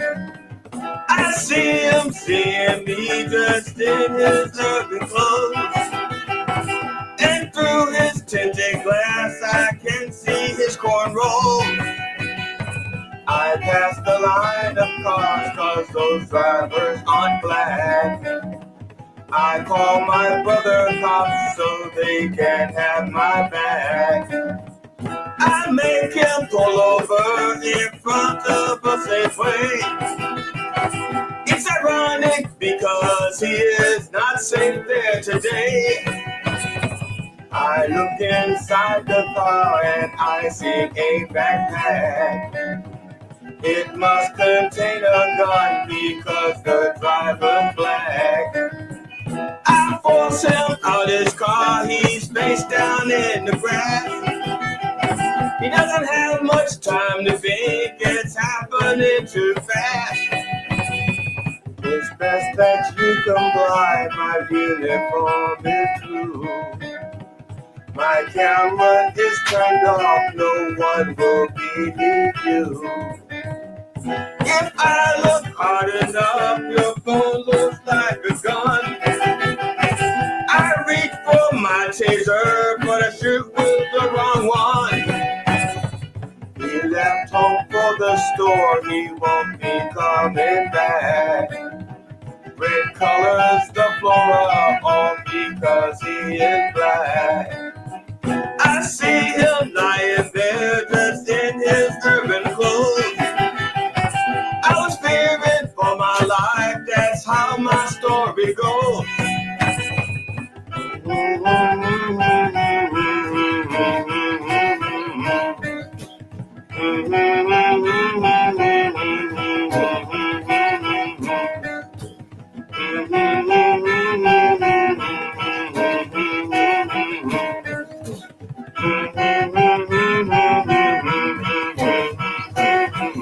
I see a suspects, cause they're black. Black as night, black as cold. I thought I saw a gun. Oh, my bad, it's mine. All I see are suspects, perps, and targets. Painted black.